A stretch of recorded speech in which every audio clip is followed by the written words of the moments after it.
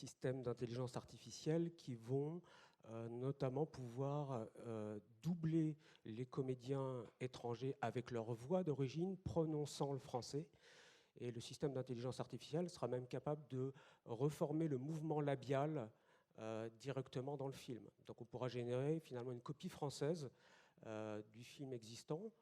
Et donc les doubleurs, traducteurs, sous-titreurs sont sans doute les premiers à impacter. Ils le sont déjà, puisque les intelligences artificielles sont déjà à l'étude et en usage dans ce domaine-là, et que d'ici 5 à 10 ans, ça sent un peu le roussi, on va dire, pour une partie de la profession.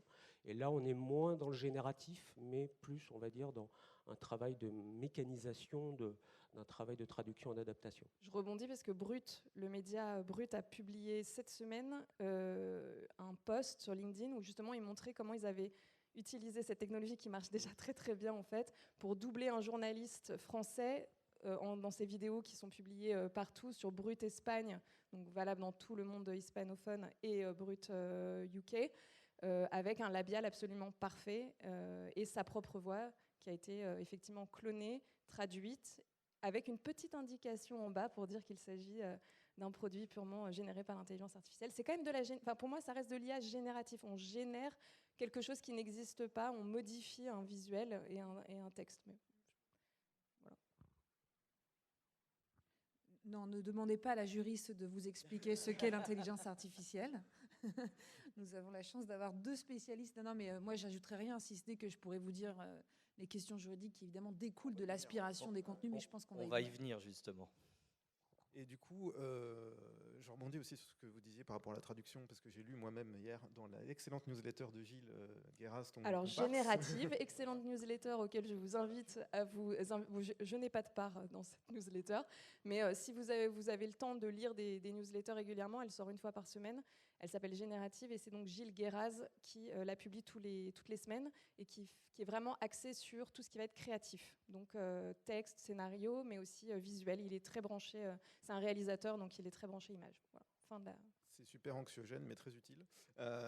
Puisque notamment, parce qu'on parlait de traduction, j'ai lu donc hier soir dans la dernière édition de la newsletter que des logiciels d'apprentissage de langue gratuits ont viré déjà une partie de leur staff de traducteurs qui deviennent en fait des correcteurs d'IA. C'est-à-dire de choses gérées par IA, ils sont de simples relecteurs et correcteurs, donc c'est déjà très présent. Enfin, ça sera certainement aussi le cas très rapidement pour toute la chaîne de doublage, sous-titrage.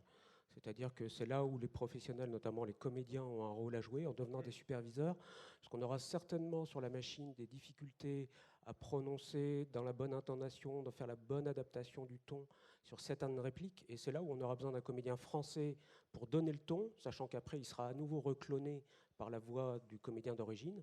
Donc ça sous-entend que peut-être les comédiens qui s'occupent de doublage ont intérêt à devenir des superviseurs en se formant notamment à toutes ces technologies, de manière à pouvoir générer toute la chaîne de doublage sous-titrage pour, d'une certaine façon, parce qu'on aura toujours a priori besoin, en tout cas au début, de quelques comédiens pour, on va dire, faire les bouches-trous pour essayer de réenregistrer certaines parties. Donc voilà, c'est là où sans doute les professionnels ont d'urgence besoin de se former et de s'adapter. Est-ce que tu voudrais dire que finalement, ce n'est pas l'IA qui volerait nos métiers, mais ceux qui savent se servir de l'IA? Attention, on lance le débat. Ça fait partie des enjeux, notamment pour les auteurs aussi. Oui, tout à fait. Ce qui est inquiétant, c'est que tu dis « au tout cas, au début ». Ça laisse un petit peu aussi une perspective inquiétante. Aujourd'hui, on sait que pour les voix, en l'état actuel des choses,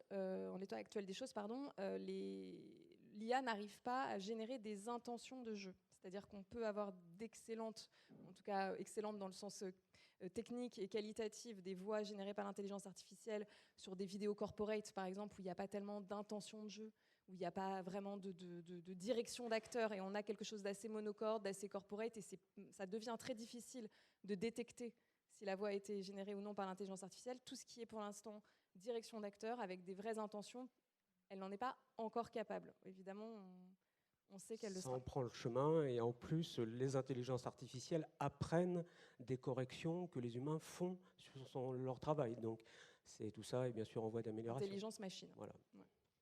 Et du coup, pour revenir sur, j'allais dire du concret, on est déjà bien dedans, mais par rapport à votre rapport personnel à l'intelligence artificielle, comment est-ce que vous en avez pris connaissance, ou vous vous y êtes intéressé, ou même est-ce que vous l'utilisez vous-même aujourd'hui, et de quelle manière? Moi, j'en ai pris conscience en juillet 2022, réellement. C'est vrai qu'avant, les IA génératives de contenu comme Crayon, n'étaient pas tellement... elles n'étaient pas flippantes parce que les contenus qui étaient générés étaient tout simplement pas efficaces. Et surtout, c'est vraiment l'arrivée de Midjourney, je pense, qui a effrayé nos illustrateurs parce que d'un seul coup, cette IA combinait deux qualités, selon moi, c'est l'efficacité et la simplicité. Simplicité parce que même moi, je suis arrivée à faire des images via Midjourney, ce qui est déjà une prouesse. Mais du reste, c'est vraiment efficacité au sens où ça fait la blague. Voilà. C'est-à-dire que tout de suite, on a un contenu qui vient directement concurrencier celles et ceux dont faire des illustrations, c'est le métier. Donc moi, c'est vraiment en juillet 2022 que je suis interpellée parce que perte d'activité sèche déjà courant l'été 2022. Et puis alors, depuis, je ne vous raconte même pas ce qu'on entend. C'est assez inquiétant, on pourra y revenir.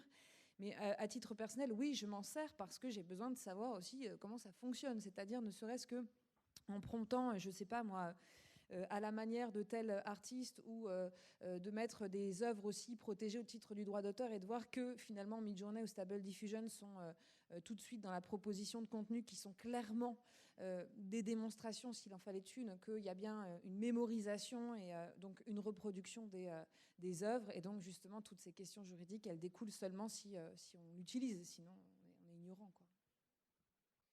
Oui, moi, c'est du coup prise de conscience un petit peu plus tardive que toi, puisque c'était janvier 2023 et c'était plutôt ChatGPT qui m'a striké, puisque j'ai perdu un appel d'offres sur un appel d'offres pour une société dont je tairai le nom et une boîte de production dont j'ai tairé le nom, mais j'ai su après que le script et le concept qui avait gagné était généré par ChatGPT.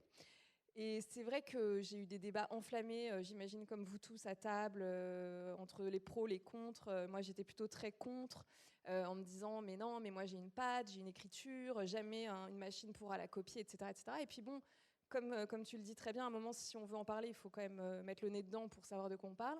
Donc j'ai fait le test avec ChatGPT sur un autre appel d'offres sur lequel j'étais, on peut le dire, j'avais le syndrome de la page blanche, là, on parlera, ça peut quand même servir. Et puis, mine de rien, ça m'a quand même un peu interpellée, pas forcément par la qualité de la réponse, mais en me disant, ok, ça me fait un ping-pong. Quand on ne sait pas quoi écrire, quand on est bloqué, c'est pas mal d'avoir un co-auteur, et on n'en a pas toujours un sous la main. Et finalement, on y reviendra peut-être, mais moi, je sais que, par exemple, ChatGPT, je m'en sers pour commencer à amorcer une réflexion quand je sèche. Parfois, j'en ai pas du tout besoin.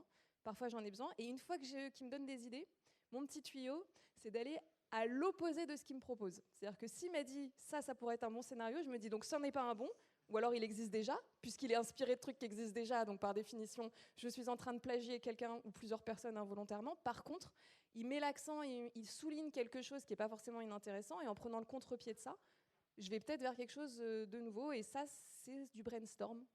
Donc dans cette mesure-là, je m'en sers. Et puis évidemment, je me suis essayée à Midjourney, je me suis essayée à HiGen aussi en génération d'images vidéo, parce qu'on ne va pas se mentir, en tant que réalisateur, là, pas en tant que scénariste, mais pouvoir donner vie à des images comme ça, gratuitement ou presque, versus avant un fond vert, un studio, etc., quand on est en autoprod, ce que je suis régulièrement, c'est pas complètement inintéressant. Alors, en ce qui me concerne sur l'intelligence artificielle, on l'a dit, ce sont des technologies qui sont quand même assez anciennes. Et donc, moi, j'ai vraiment commencé à m'y intéresser à partir du moment où je suis rentré au SNAC aussi, parce qu'on a beaucoup de gens qui sont des compositeurs de musique, et la MAO, la musique assistée par ordinateur, c'est un vieux sujet, un vieux débat qui remonte déjà à plus de 10 ans. Donc, il y avait déjà des prises de position et des discussions à ce sujet-là, notamment sur, évidemment, les questions de droit, les questions éventuellement de données, d'inspiration ou de formation de ces logiciels. Donc voilà, et évidemment, comme tout le monde, j'ai pris le train en marche aussi de ChatGPT et de Midjourney, avec un usage, moi, en tant qu'auteur, effectivement, qui me permet à la fois de générer, de travailler évidemment sur la créativité, sur le démarrage des projets, possiblement d'en faire un assistant tout au long du développement du projet, puisque lui, il a la mémoire de toutes nos discussions. Donc ça me permet de lui demander de me rappeler des choses ou d'enrichir, etc., ou de prendre en note certaines choses. Et puis on peut faire beaucoup de choses en fait quand on commence vraiment à manipuler le langage et les prompts de l'IA. Et puis, je m'en sers aussi. J'ai commencé à regarder, alors sur des projets perso, puisque en script doctoring, évidemment, j'ai un devoir de secret professionnel et je ne peux pas mettre des données dans la machine qui ne m'appartiennent pas, mais je l'ai fait sur des projets personnels de script doctoring. Et il se trouve que ce n'est pas inintéressant d'avoir aussi une IA script doctor qui aide éventuellement à se poser des questions, à se poser des questions sur ses propres projets. Et ça peut être effectivement l'une des utilisations. Il y a d'ailleurs maintenant dans ChatGPT la possibilité d'avoir une personnalisation des applications, et il y a notamment une application script doctoring, ou en tout cas aide à la création d'histoires. Et je veux juste compléter, parce que tu parlais tout à l'heure, ou tu parlais du livre blanc que vous aviez fait sur l'uniformisation des demandes qui nous sont faites pour les dossiers. Pour ça, ChatGPT est très fort, hein, parce que quand on lui copie-colle un synopsis à nous, hein, je veux dire, qui fait 4 pages, et qu'on lui dit « peux-tu me faire la version 1 page, la version 900 mots, la version 1438 caractères, espace compris », c'est vrai qu'il y arrive pas trop mal. En tout cas, ça fait une bonne base de travail, et ça, c'est un vrai gain de temps en tant que scénariste, parce que ce temps passé à la réécriture, l'adaptation de nos propres textes pour que ça colle aux contraintes d'un appel à projet ou de quelque chose, ça peut être très long. Et moi, sur ça, par contre, je l'ai vraiment adopté. Et là, pour le coup, je suis moi-même avec mes documents. Enfin, voilà. Donc, la création d'accroches, la création de pitch, tout ça, ça peut être effectivement utilisé de manière assez, on va dire, aboutie, parce que justement, il y a, dans l'esprit de concision, la manipulation des concepts, etc., il y a aussi un autre avantage, c'est que vous pouvez lui demander de recommencer 50 fois, il ne se fâchera jamais. Et accessoirement, il va beaucoup plus vite que vous aussi. Donc, y compris des fois pour trouver la bonne flexion, comment réussir à intégrer une idée dans un pitch déjà existant, etc. C'est assez surprenant, et en tout cas, ça permet au moins à l'esprit humain d'avoir une base de travail, même si évidemment derrière on retravaille, mais ça accélère beaucoup, ça c'est clair. Ouais, et un autre petit tips qui va dans le sens de il se fâchera jamais, ça c'est vrai que c'est assez agréable, c'est aussi demandez-lui tout de suite plusieurs pistes, demandez-lui tout de suite plusieurs versions. Moi, je lui dis, fais-moi 5 versions de ce synopsis en 1 page, comme ça on gagne un temps fou, et ça m'aurait pris 2 jours, quoi. Et comme il est inépuisable, corvéable à merci, et c'est légal, et ben, en tout cas légal, dans cette mesure-là, encore une fois en utilisant ses propres textes, enfin, en l'occurrence là c'est les miens, c'est quand même un gain de temps. Ça peut être utilisé comme un assistant personnel. Voilà, c'est ça que je veux dire. C'est un peu. C'est très fort pour la créativité. Donc nous, on a fait une formation aussi sur comment bien démarrer un projet, quel que soit le format de l'histoire, puisqu'en fait, nous, on s'est aperçu dans notre agence de script doctoring qu'à peu près les 2 tiers, un peu plus des 2 tiers des projets qui nous passaient entre les mains, c'était très souvent parce que l'auteur avait négligé les premières phases de réflexion et de travail sur ses projets. Donc tout se joue là, très souvent. Donc évidemment, on a intégré tout de suite ChatGPT dans les formations sur l'aide à la création, parce que c'est évidemment un des points forts notamment de ChatGPT. Oui, non, pardon, c'est juste, là, en vous écoutant, je réagis. Moi aussi, j'ai essayé de faire une note d'intention avec ChatGPT pour voir ce que ça donnait. Évidemment, c'était infâme. Enfin, c'était extrêmement... Tu l'as fait générer dès le début, ou tu lui en as donné une que tu as faite pour la faire resynthétiser? Non, j'ai donné une espèce de micro-pitch. Ah, c'est différent, parce que quand tu pars de pas grand-chose et que oui. tu lui demandes d'allonger, en général, c'est pas ouf. Quand tu parles d'un truc long et que tu demandes de synthétiser, c'est vraiment autre chose. Le travail de synthétisation, il est assez fort. Le travail d'allongement, il est moins fort. En tout cas, là où je voulais rebondir, c'était que vous parlez du fait de l'utiliser comme un outil dans ses imperfections, justement, pour s'y opposer, pour voir la part humaine qui manque à ce que la machine produit. Moi, j'ai l'impression qu'en fait, tout le nerf de la guerre est un peu là, mais après, on va passer à d'autres sujets. Mais j'ai l'impression qu'il y a l'inquiétude est focalisée sur l'équivalent pour la création visuelle numérique de ce qu'on appelle le Uncanny Valley, la suspension d'incrédulité du spectateur. Il y a un peu l'équivalent pour tout ce qui est généré par l'intelligence artificielle, à savoir, à un moment, on voit la machine, on la sent la machine, on la sent encore, et l'inquiétude, et peut-être aussi le fantasme de certains entrepreneurs qui voudraient créer l'intelligence artificielle parfaite, c'est de réussir à effacer complètement cette frontière. Voilà. Oui, c'est vrai. Alors, on sent dans le style, il y a un style d'écriture pour l'instant de ChatGPT. Il a son propre style, mais ceci dit, on peut, avec des prompts aussi, faire varier les styles. On peut lui demander d'écrire à la façon d'eux. Et comme vous pouvez maintenant implémenter, donner des données à la machine. Vous pouvez donner des textes écrits par vous, et vous pouvez lui demander de réécrire un texte ou de proposer, par exemple, une note d'intention dans votre propre style de langage. Donc il va analyser votre langage, voir quelles expressions, quels registres vous utilisez, comment sont structurées vos phrases, et il va tenter d'imiter votre style pour produire une note d'intention comme si elle était écrite par vous. Donc tout ça est en train, encore une fois, de s'améliorer. On est à ChatGPT 4 et on a des versions qui vont arriver. Donc ça s'améliore. Après, sur la question, par exemple, de la note d'intention, heureusement, c'est ce qui nous sauve en tant qu'être humain. C'est qu'une machine n'a pas de point de vue. Plus exactement, elle a le point de vue moral de ses créateurs. D'ailleurs, on a essayé, dans le cadre d'ateliers, de lancer la machine sur un projet qui abordait les questions de sexe, notamment, et de sexualité dans le couple. Évidemment, là, c'est blackout. On ne parle pas de ces sujets-là. Ce n'est pas moral pour l'intelligence artificielle made in USA. Et un certain nombre de choses. Par exemple, je me suis amusé à lui demander s'il pensait que Rachida Dati était un bon ministre de la Culture ou allait être un bon ministre de la Culture. Autant vous dire qu'elle ne s'est pas trop engagée. Elle s'est bornée juste à me dire qu'elle n'avait pas vraiment un parcours qui plaidait pour ses compétences culturelles, mais que ça n'était pas forcément un mauvais signe, que ça ne l'empêchait pas d'avoir ce portefeuille.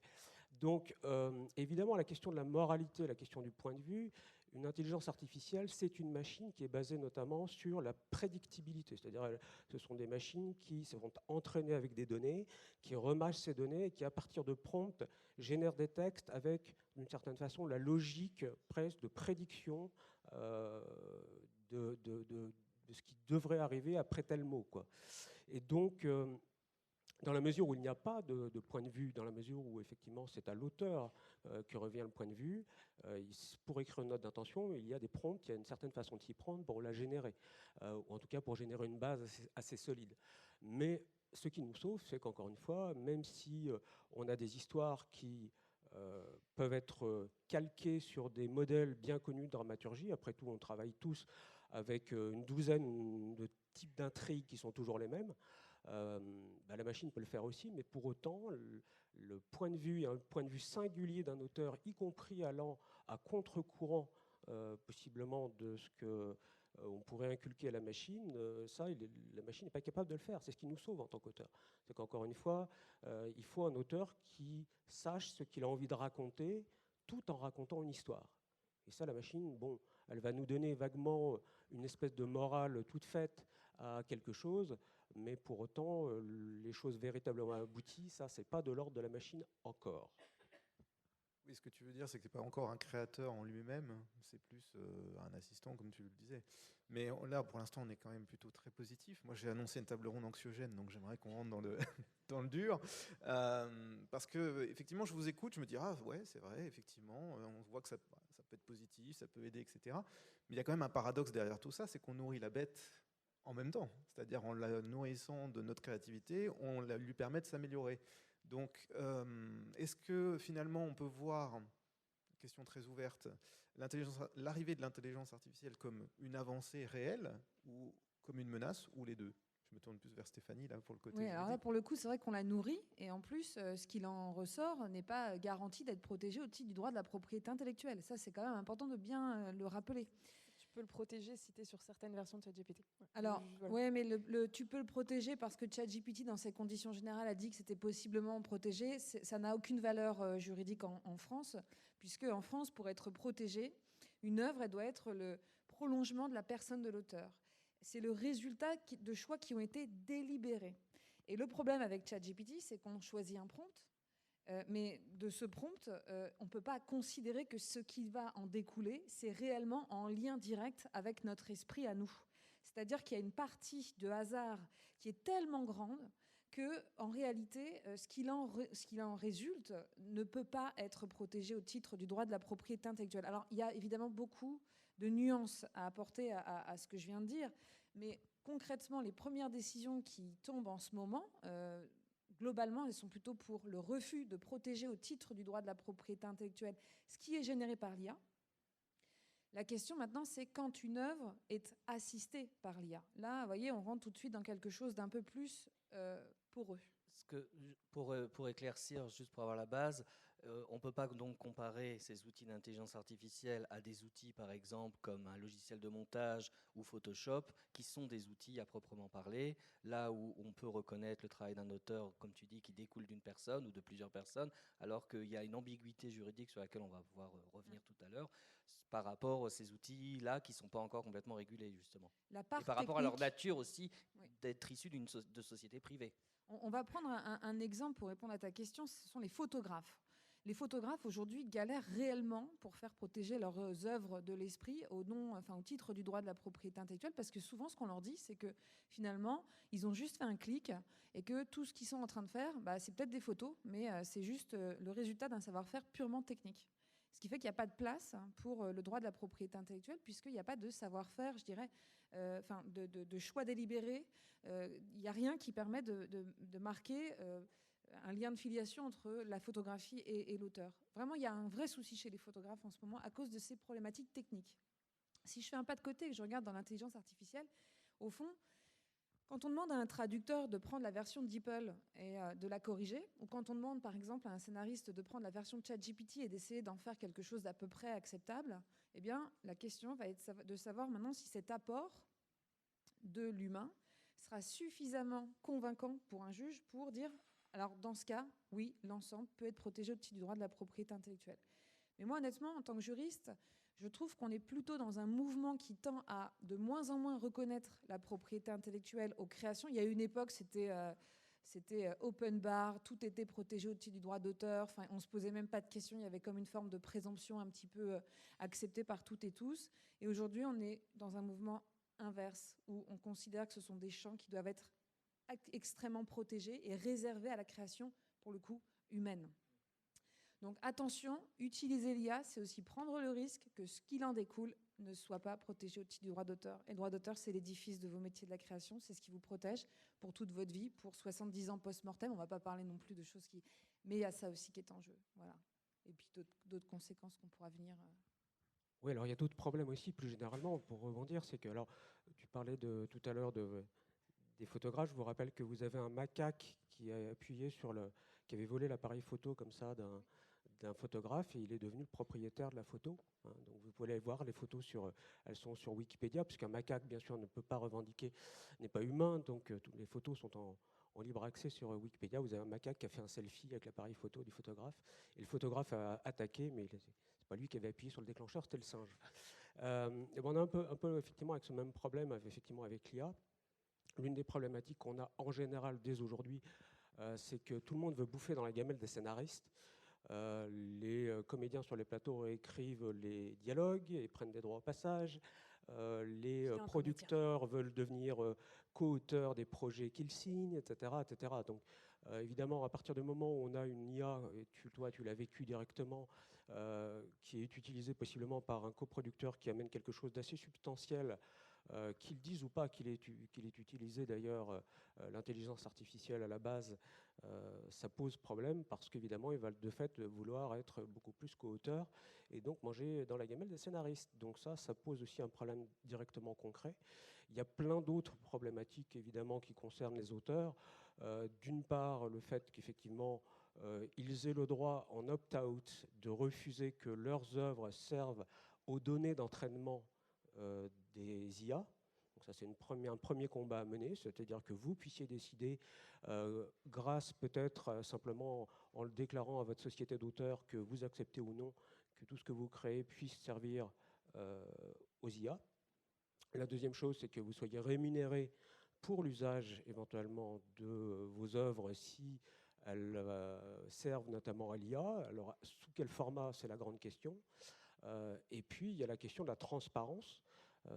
Donc, c'est cette idée que quand on génère un texte, on doit savoir dans le résultat, on doit avoir les sources listées, de savoir quelles ont été les œuvres ou le corpus qui a servi à produire ce texte-là, justement pour pouvoir y voir clair après sur voilà, qui appartient à quoi, en tout cas quel est le propriétaire et quelle est la marge, on va dire, de création par rapport aux données de départ. Donc ça, c'est au sein du SNAC, ce qu'on propose, c'est les règles de l'art, d'accord. Donc encore une fois, A pour autoriser, R pour rémunérer et T pour la transparence. Voilà. Et c'est d'essayer de se battre pour ça, pour que... Voilà. Alors après, comment? Ça prendra peut-être la forme d'une taxe, ça prendra la forme de... On ne sait pas trop quoi encore, mais l'idée, c'est bien de protéger les auteurs dans notamment l'utilisation qui est faite de leurs œuvres. Je rebondis là-dessus parce qu'en vous écoutant, je fais un pas de côté par rapport à ce que j'allais vous demander, mais se pose la question de la détection en fait, de l'utilisation de l'IA. C'est-à-dire que moi j'ai lu quelque chose récemment de hyper paradoxal, c'est que maintenant on entraîne des IA à détecter les IA qui sont intervenus ailleurs. Donc on se dit bon... Mais aussi pour l'éducation. Quand Wikipédia est arrivé, il y a eu tout ce grand branle-bas de combat sur ça veut dire que les enfants ne vont plus lire, ils vont faire des copier-coller de Wikipédia. Et maintenant, on a des IA. Donc, effectivement, il y a des IA qui sont en train d'être créées pour contrôler si les copies sont générées par l'IA. Donc, oui, il y a ça. Après, en fait, quand je vous écoute, je me dis, c'est toute l'ambiguïté de l'IA. L'IA, elle est là. Enfin, on peut décider qu'on fait abstraction, mais ça me semble, l'autruche me semble pas la bonne strate, où on peut décider que comment on essaye justement de ramener l'IA à ce qu'elle est et ce qu'elle doit rester, c'est un outil, et non pas notre grand maître à tous. Et c'est intéressant parce que tu donnais un exemple là. J'étais samedi jury dans la première édition du 48 heures AI Project. Je ne sais pas si parmi vous, il y en a qui savent ce que c'est que le 48 heures. Ça fait très longtemps que ça existe. Faire un film en 48 heures, c'est un truc qui existe. Voilà. Et cet été, ils ont eu le cas à Mexico, parce que donc, ça existe partout dans le monde, du prix du meilleur scénario qui a été attribué à un film. Et quand le réalisateur scénariste est venu sur scène récupérer son prix, il a dit je suis super content, d'autant plus que c'est ChatGPT qui a écrit le scénario. Donc prix du meilleur scénario, dans ce cadre-là, c'était très compliqué. Donc il y a eu, comme d'ailleurs au Nikon l'année dernière pour la meilleure réalisation avec un acteur, grand scandale, qu'est-ce qu'on fait? On retire le prix, on retire pas le prix? Et finalement, moi, j'ai bien aimé la démarche qui a été celle du 48 heures, c'est de dire, il faut un terrain d'expression pour ceux qui veulent s'essayer à cette IA, parce qu'elle est là, voilà, il y a des gens qui vont vouloir l'utiliser, que ce soit à l'image ou que ce soit en texte, mais effectivement, elle ne peut pas venir concurrencer la création de l'homme et surtout créer la confusion avec cette démarcation. Donc, ils ont créé le 48 heures AI Project, où là, à la fin, il y a la liste de tous les IA qui ont été utilisés, et le plus il y en a, le mieux. Donc, à la limite, c'est réglé. Et je pense qu'au-delà comment dirais-je, de légaliser, de tout le process juridique, qui est souvent un processus long, difficile, parce qu'effectivement, comment on détecte, est-ce que c'est basé sur la bonne foi, est-ce que c'est les gens qui doivent déclarer, en attendant, en tout cas, se dire qu'on donne un terrain d'expression pour ceux qui veulent l'utiliser pour que ce soit bien déterminé, bien distinct. Voilà, je pense que c'est des pistes à explorer aussi. Oui, je pense que de toute manière, on n'a pas le choix. On est tous juchés sur les épaules de Darwin. Et quand les conditions changent drastiquement et quand le métier change drastiquement, il faut s'adapter. Se pose la question, effectivement, encore une fois, de faire la part des choses, tu l'as très bien dit, entre la création humaine, la création d'œuvres de l'esprit, et la création de la part de la machine ou de l'assistance de la machine. C'est bien justement pour ça qu'il va falloir sans doute aussi qu'il n'y ait pas de prime aux entreprises qui créent par l'intelligence artificielle. Je vous donne un exemple. Vous avez des plateformes qui génèrent du contenu éditorial journalistique. Les pure players et les organismes de presse sont aidés par l'État. Mais qu'en est-il d'un système automatisé qui récupère des dépêches, les découpe, reformate et automatiquement génère des articles? Est-ce qu'il est normal qu'on accorde des aides d'État à ce genre de plateforme? À mon avis, la réponse est non. Vous avez des contenus aujourd'hui, des livres entiers développés par l'IA sur Amazon. Est-il normal que la TVA réduite s'impose aussi à ces livres-là versus les œuvres créées par l'intelligence humaine? À mon avis, non. Une œuvre qui est créée par l'intelligence artificielle, ça doit être transparent, on doit le savoir, et ça ne doit pas bénéficier de la même façon aux auteurs, et les gens qui écrivent avec l'intelligence artificielle ne doivent pas bénéficier des mêmes aides. On pourrait en citer d'autres, voilà, mais je pense que ça donne l'idée que l'avantage doit toujours être à la création de l'œuvre de l'esprit versus ce qui est produit par l'intelligence artificielle de manière totalement automatique. On a encore une chance, c'est que dans le domaine du scénario et de la création d'histoire, on a encore de beaux jours pour les auteurs. Mais ça n'empêche que l'usage, effectivement, par les auteurs de l'intelligence artificielle doit amener à une prise de conscience et de la régulation, de la réglementation et bien sûr de la transparence. Il y a une différence à faire entre les créations intellectuelles d'humains et les produits synthétiques. Je pense qu'il faut vraiment qu'on bâtisse un droit qui sera différent entre ces deux choses qui sont très différentes. C'est-à-dire que si on y réfléchit, le droit de la propriété intellectuelle, il a été créé pour quoi et pour qui ? C'est un monopole d'exploitation, mais c'est une exception à ce qu'on appelle la loi du marché. En toute logique, on a un droit absolu, c'est de se copier les uns et les autres. Celui qui a inventé le concept de la livraison de pizza à domicile, il a été vite doublé par des gens qui avaient plus de moyens de le faire à des tarifs inférieurs. Et c'est les lois du marché, sauf si on change de milieu et qu'on se sépare de ces lois du capitalisme. Mais disons qu'en tout cas, pour l'instant, c'est ça. Le droit d'auteur est vu comme une exception à ces lois du marché, comme un monopole d'exploitation qu'on donne à une personne qui lui permet de l'exploiter pendant toute sa vie et 70 ans post-mortem. Les produits qui sont issus de l'IA et qui sont synthétiques n'ont pas lieu d'être protégés de la même façon. Et donc, ils doivent revenir sur au régime classique de la loi du marché. Donc, évidemment, je te rejoins.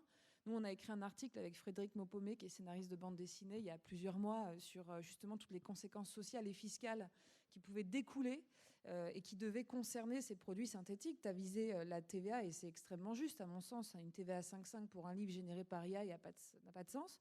Mais si on veut aller plus loin, la prise en charge d'une partie des retraites complémentaires pour la SOFIA, pour les auteurs du livre, elle n'a pas lieu de concerner des auteurs de produits synthétiques, des créateurs de produits synthétiques. Et puis ça va jusqu'au régime social, ça va jusqu'à tous ces dispositifs qui ont été mis en place pour des aides, pour des œuvres d'exception culturelle. C'est quand même, il y a bien un sens, quoi. Et à mon sens, les produits synthétiques ne peuvent pas être concernés par les mêmes dispositifs spéciaux. Mais du coup, dans vos réflexions, ce qui m'intéresse, il y a les produits synthétiques, les produits générés par les humains, et puis les produits hybrides, comme on en parlait tout à l'heure. Complexes. Et alors là, ouais. Voilà, c'est quoi ton Le regard droit est là-dessus ? déjà habitué à traiter avec la complexité des objets. On a plein d'objets qui sont hybrides, et on a alors il y a deux solutions. C'est soit on part du principe qu'on a une application distributive. On pourrait imaginer une présomption de 50-50. C'est généré à moitié par un humain, généré à moitié par une IA. Et bien dans ce cas, on fait une application hybride. Ça existe déjà en droit fiscal. On est très habitué à faire ça. Soit on part à ce moment-là, donc c'est plus une application distributive, mais c'est une application exclusive. Et on se dit, vous avez voulu utiliser l'IA, c'est un choix. Mais dans ce cas, ce sera le régime des produits synthétiques qui s'appliquera à ce contenu hybride. Vous voyez, c'est deux pistes qu'on pourrait envisager, quoi. Dans l'intérêt de qui ? Dans l'intérêt de quoi ? Il faut savoir que tous les dispositifs d'exception culturelle, ils sont fragiles. Et si demain, on les fait éclater parce qu'on met toute cette overproduction de contenu synthétique à bénéficier de ces dispositifs fragiles, on va dans le mur. Donc moi, à mon sens, je suis assez... alors, je ne suis pas technophobe, mais je suis plutôt très inquiète pour le coup, parce que je trouve que ce sont des régimes qui doivent être vraiment protégés. C'est vraiment... Dans tout ce qui est production automatique, c'est-à-dire on sait qu'il y a un algorithme qui récupère par exemple des dépêches et qui les reformule. Dans la génération de contenu véritablement synthétique sur des bouquins où il y a très peu d'intervention humaine, là évidemment c'est assez identifiable et en tout cas on peut peut-être arriver à faire des choses. C'est sûr que sur tout à partir du moment où c'est l'auteur lui-même qui utilise comme assistant l'intelligence artificielle, ça va devenir beaucoup plus compliqué. Alors maintenant je vais me faire l'avocat du diable en disant que évidemment d'une part nos petits problèmes de droit d'auteur pèsent-ils bien lourd face aux grands enjeux de l'IA, dont on rappelle qu'elle génère certes des textes, mais qu'elle génère aussi des molécules qui peut-être guériront nos cancers ou prolongeront notre espérance de vie de 20 à 30 ans, génère des nouveaux matériaux, génère des nouveaux algorithmes qui permettent notamment pour les militaires la surveillance, etc., et des systèmes embarqués. Ça génère des nouveaux algorithmes qui permettent aussi de faire du trading à haute fréquence et de gagner beaucoup plus d'argent. Donc, on voit bien que la masse d'argent et les intérêts militaro-économico, tout ce que vous voulez, géostratégiques autour de l'IA sont quand même éminemment plus élevés que simplement nos petits problèmes d'auteur. C'est là où il faut être très fort pour pouvoir résister et imposer des choses. L'autre partie, on va dire, d'être l'avocat du diable, c'est de dire qu'on est bien d'accord que toutes ces problématiques de droit d'auteur s'appliquent dans des pays qui ont signé les traités de l'OMPI, l'Organisation mondiale de la propriété intellectuelle. Mais si vous allez sur le site de l'OMPI et que vous regardez quels sont les pays qui ont coché les cases des différents traités, tous les pays n'ont pas signé les traités. Donc ça veut dire que vous avez des gens qui sont là à titre d'observateurs, comme on dit. Oui, mais alors Antoine, je vais me faire le contre-avocat du diable. Déjà, il y a deux choses. C'est qu'on parle de l'intelligence artificielle effectivement plutôt appliquée au domaine de la création culturelle, audiovisuelle, graphique et littéraire. Mais j'entends ce que tu dis, parce qu'effectivement, c'est un sujet global qui touche à tous les secteurs, industriels, économiques et j'en passe. Par ailleurs, il y a aussi, certes, le droit d'auteur à la française, qui lui-même d'ailleurs est un sujet en soi, mais on a bien vu avec la grève des scénaristes à Hollywood qu'il y a aussi des considérations d'auteurs, d'autrices qui sont conscientes partout. Et là, on arrivait un peu au-delà du juridique à une question, à mon avis, philosophique. C'est aussi qu'est-ce que veut le public ?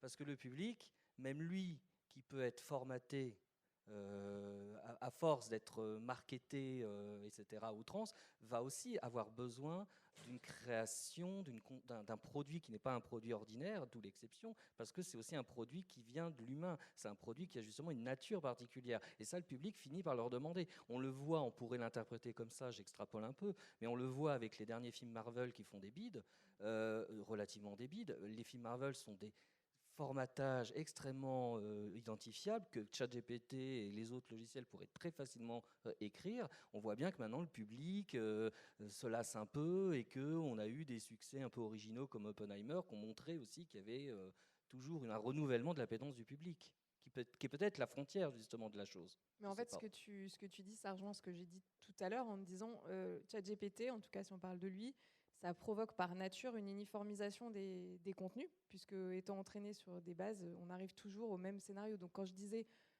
serre-toi-en et va à l'opposé de ce qu'il te propose, si tu as besoin d'un ping-pong, c'était un peu ça. C'est qu'effectivement, à un moment, aujourd'hui en tout cas, cette machine, elle n'est pas capable de proposer un point de vue humain et une patte. Je l'ai testé pour une chronique humour, je vous le dis, j'avais besoin d'écrire une chronique pour la radio en 2 heures, j'avais pas le temps, il fallait que je fasse l'événement le matin, que j'écrive l'après-midi et que je la passe à 14 heures. Je me suis dit, allez, je le tente.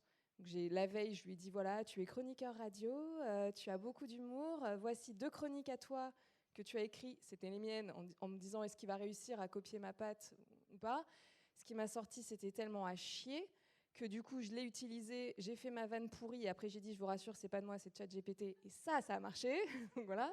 Donc non, en fait, c'est là où je dis, en l'état, et c'est vraiment ce qui nous sauve aujourd'hui en tant qu'auteur, c'est qu'il n'est pas capable de produire des contenus de qualité, d'avoir de l'humour, d'avoir du second degré, d'avoir, tu vois, tout ce qui nous rend humains, en fait. Donc ça, c'est la cool. provocation. La provoque. Non, ça, il a 0 second degré. ChatGPT, c'est un Américain pur souche. C'est terrible. Mais voilà, donc pour l'instant, sur ça, on a encore de la chance et on peut vraiment encore s'en servir que comme d'un outil. Mais effectivement, on a raison d'anticiper, on a raison de voir venir le truc et on a tellement à protéger et tellement à perdre que voilà, faut faire attention. Mais aujourd'hui, j'ai la sensation qu'on a encore la main. Nous, en tout cas, je sais que moi, ça fait plusieurs tables rondes que je fais, notamment dans le secteur du livre. Et il y a une question qui revient souvent de la part des lecteurs qui sont dans la salle, c'est comment est-ce qu'on peut agir ? Donc j'ai l'impression qu'il y a quand même une préoccupation de la part des lecteurs, comme probablement des spectateurs. Et c'est vrai que sans doute la labellisation, de dire honnêtement, voilà, ça c'est fait moitié par un humain, moitié par une IA, ça devra être, à mon sens, extrêmement important. C'est-à-dire qu'au même titre que tu évoquais la transparence des bases de données qui viennent nourrir l'IA, je pense qu'il va falloir une autre transparence et qui relève de l'éthique, c'est de dire comment est-ce que ça a été fait. Donc le lecteur est très en demande, et à mon sens, la labellisation, c'est quelque chose qui pourrait être une voie intéressante. Et s'il est évident, c'est que cette normalisation, cette uniformisation, parfois ces stéréotypes aussi. Moi, je lui ai fait écrire des trucs, les petites filles sont jolies et fragiles, les petits garçons sont courageux et tuent les sorcières. Enfin bref, c'est très téléphoné, c'est lisse, c'est pas terrible. Mais moi, il y a des moyens de contourner. Il y a moyen de contourner peut-être, mais en attendant, ce qui, moi, me fait peur, c'est plutôt ce qu'il va y avoir comme conséquence sur l'apprentissage. Parce qu'un illustrateur, pour réussir à faire des illustrations, il passe des heures et des heures à apprendre le trait parfait, à se farcir une bibliothèque complète pour éventuellement apprendre le geste. Et moi, en tant qu'universitaire, j'ai vu les premières copies générées entièrement par un chat GPT et je me retrouve forcément avec des copies qui sont plus ou moins les mêmes. Alors ça vaut un 10, ça vaut un 11, qu'est-ce que je fais ? Est-ce que je perds du temps et je note chat GPT ? Et ça me fait penser, vous savez, aux dossiers de candidature qui maintenant sont globalement faits par les étudiants via ChatGPT. Et comme on en reçoit 1200, on demande à l'IA d'aller les sélectionner, et de nous filer un coup de pouce en étant assistant pour... Donc vous avez une IA qui génère les dossiers de candidature ou les appels d'offres, une IA qui fait le tri dans ces... Bon, je pense qu'il va falloir qu'on fasse un pas de côté si on veut garantir à tous ces contenus une qualité minimum, quoi. Bah, c'est sûr que la lettre de motivation, ça va disparaître, hein. Ça n'a plus aucun sens. Et pour aller Oui, dans- alors, les organisations d'auteurs, évidemment, veillent au grain et travaillent beaucoup. Par exemple, actuellement, l'un des débats au niveau de l'Europe, c'est qu'il y a une exception pour le traitement des données, d'accord, c'est-à-dire qu'il ne génère pas de droits, etc., puisqu'on est sur la question des datas et de l'usage des datas. Et évidemment, les organisations qui fabriquent des IA voudraient faire passer le travail de l'IA pour des datas, pour échapper aux droits d'auteur. Donc bref, il y a un certain nombre de sujets un peu brûlants sur lesquels les différentes organisations d'auteurs essayent de ferrailler pour essayer de maintenir un peu le cap justement de la propriété intellectuelle. Voilà. Après, voilà, si on veut aussi prendre en compte, avant l'intelligence artificielle, avant ChatGPT, moi j'ai écrit des tas d'histoires. J'ai pas donné mes sources, hein, mais pour autant, elles ont été nourries par tout ce que j'ai vu comme livre, comme film. Mon inspiration, elle sort pas de nulle part. Et on m'a pas demandé non plus de sortir les sources de mon projet à la fin. Donc on demande à l'IA et on attend à l'IA des choses qu'on ne demande pas aux auteurs en général, parce qu'on considère que la propriété intellectuelle et l'œuvre de l'esprit serait quelque chose comme ça, ex abrupto, qui serait généré. Alors évidemment, là, on est face à des enjeux économiques, on est face à la défense véritablement du travail intellectuel, mais c'est pour dire qu'il y a aussi les arguments contre qui existent et qu'il faut savoir aussi déjouer parce que il y a des enjeux pour nous, créateurs, qui sont véritablement importants. Enfin, la différence, c'est que tu t'es nourri en lisant des livres que tu as sans doute achetés, Que j'ai acheté. que tu as achetés normalement, des films que j'imagine tu as regardés dans des conditions Presque respectueuses du droit de la propriété intellectuelle, on le forme, on le veut. Là, on est en train de parler d'IA qui génère des contenus sur la base d'un pillage Oui, mais j'entends. inédit qui n'a jamais eu de comparaison dans l'histoire de l'humanité. Je pense que vraiment, entre sources licites, allez, pour 90% de ce que tu as lu, versus l'IA générative de contenu, on est vraiment Bien sur sûr. autre chose. Après quoi. se pose la question, encore une fois, de se dire, OK, on a une intelligence artificielle qui se nourrit d'un corpus pour pouvoir générer correctement. À partir du moment où on est, par exemple, en Europe avec un système réglementaire et des gens qui doivent choisir avec quoi ils doivent nourrir leurs intelligences artificielles, donc faire des choix aussi économiques dans la mesure où il y a possiblement des taxes ou des réglementations. Qu'en est-il des IA qui naîtront dans des paradis fiscaux et des endroits où on se moque joyeusement du droit d'auteur?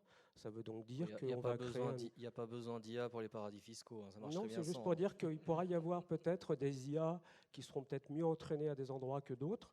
Et ça risque peut-être de donner un désavantage concurrentiel à certains pays. Donc, c'est une question aussi qui plane, je dirais, en contre toutes ces questions de réglementation et auxquelles il faut trouver des contre-arguments et des réflexions pour défendre, encore une fois, les auteurs. Justement, je vais revenir sur deux actualités très récentes. La création du GPT Store, où maintenant on va pouvoir soi-même créer sa propre intelligence artificielle et l'entraîner pour ses propres besoins et ensuite la mettre à disposition, voire même la monnayer. Ça qui est quand même ironique dans l'affaire, c'est qu'on pille les auteurs qui n'ont pas de rémunération sur leur travail, mais on va par contre monnayer une intelligence artificielle qui va permettre de faire ça. Et aussi sur le procès qui est intenté à Midjourney, en fait, parce qu'il y a 16 000 artistes là qui viennent de poser plainte contre Midjourney pour le pillage de leurs œuvres au titre de la propriété intellectuelle. Du coup, Stéphanie, je me tourne vers toi.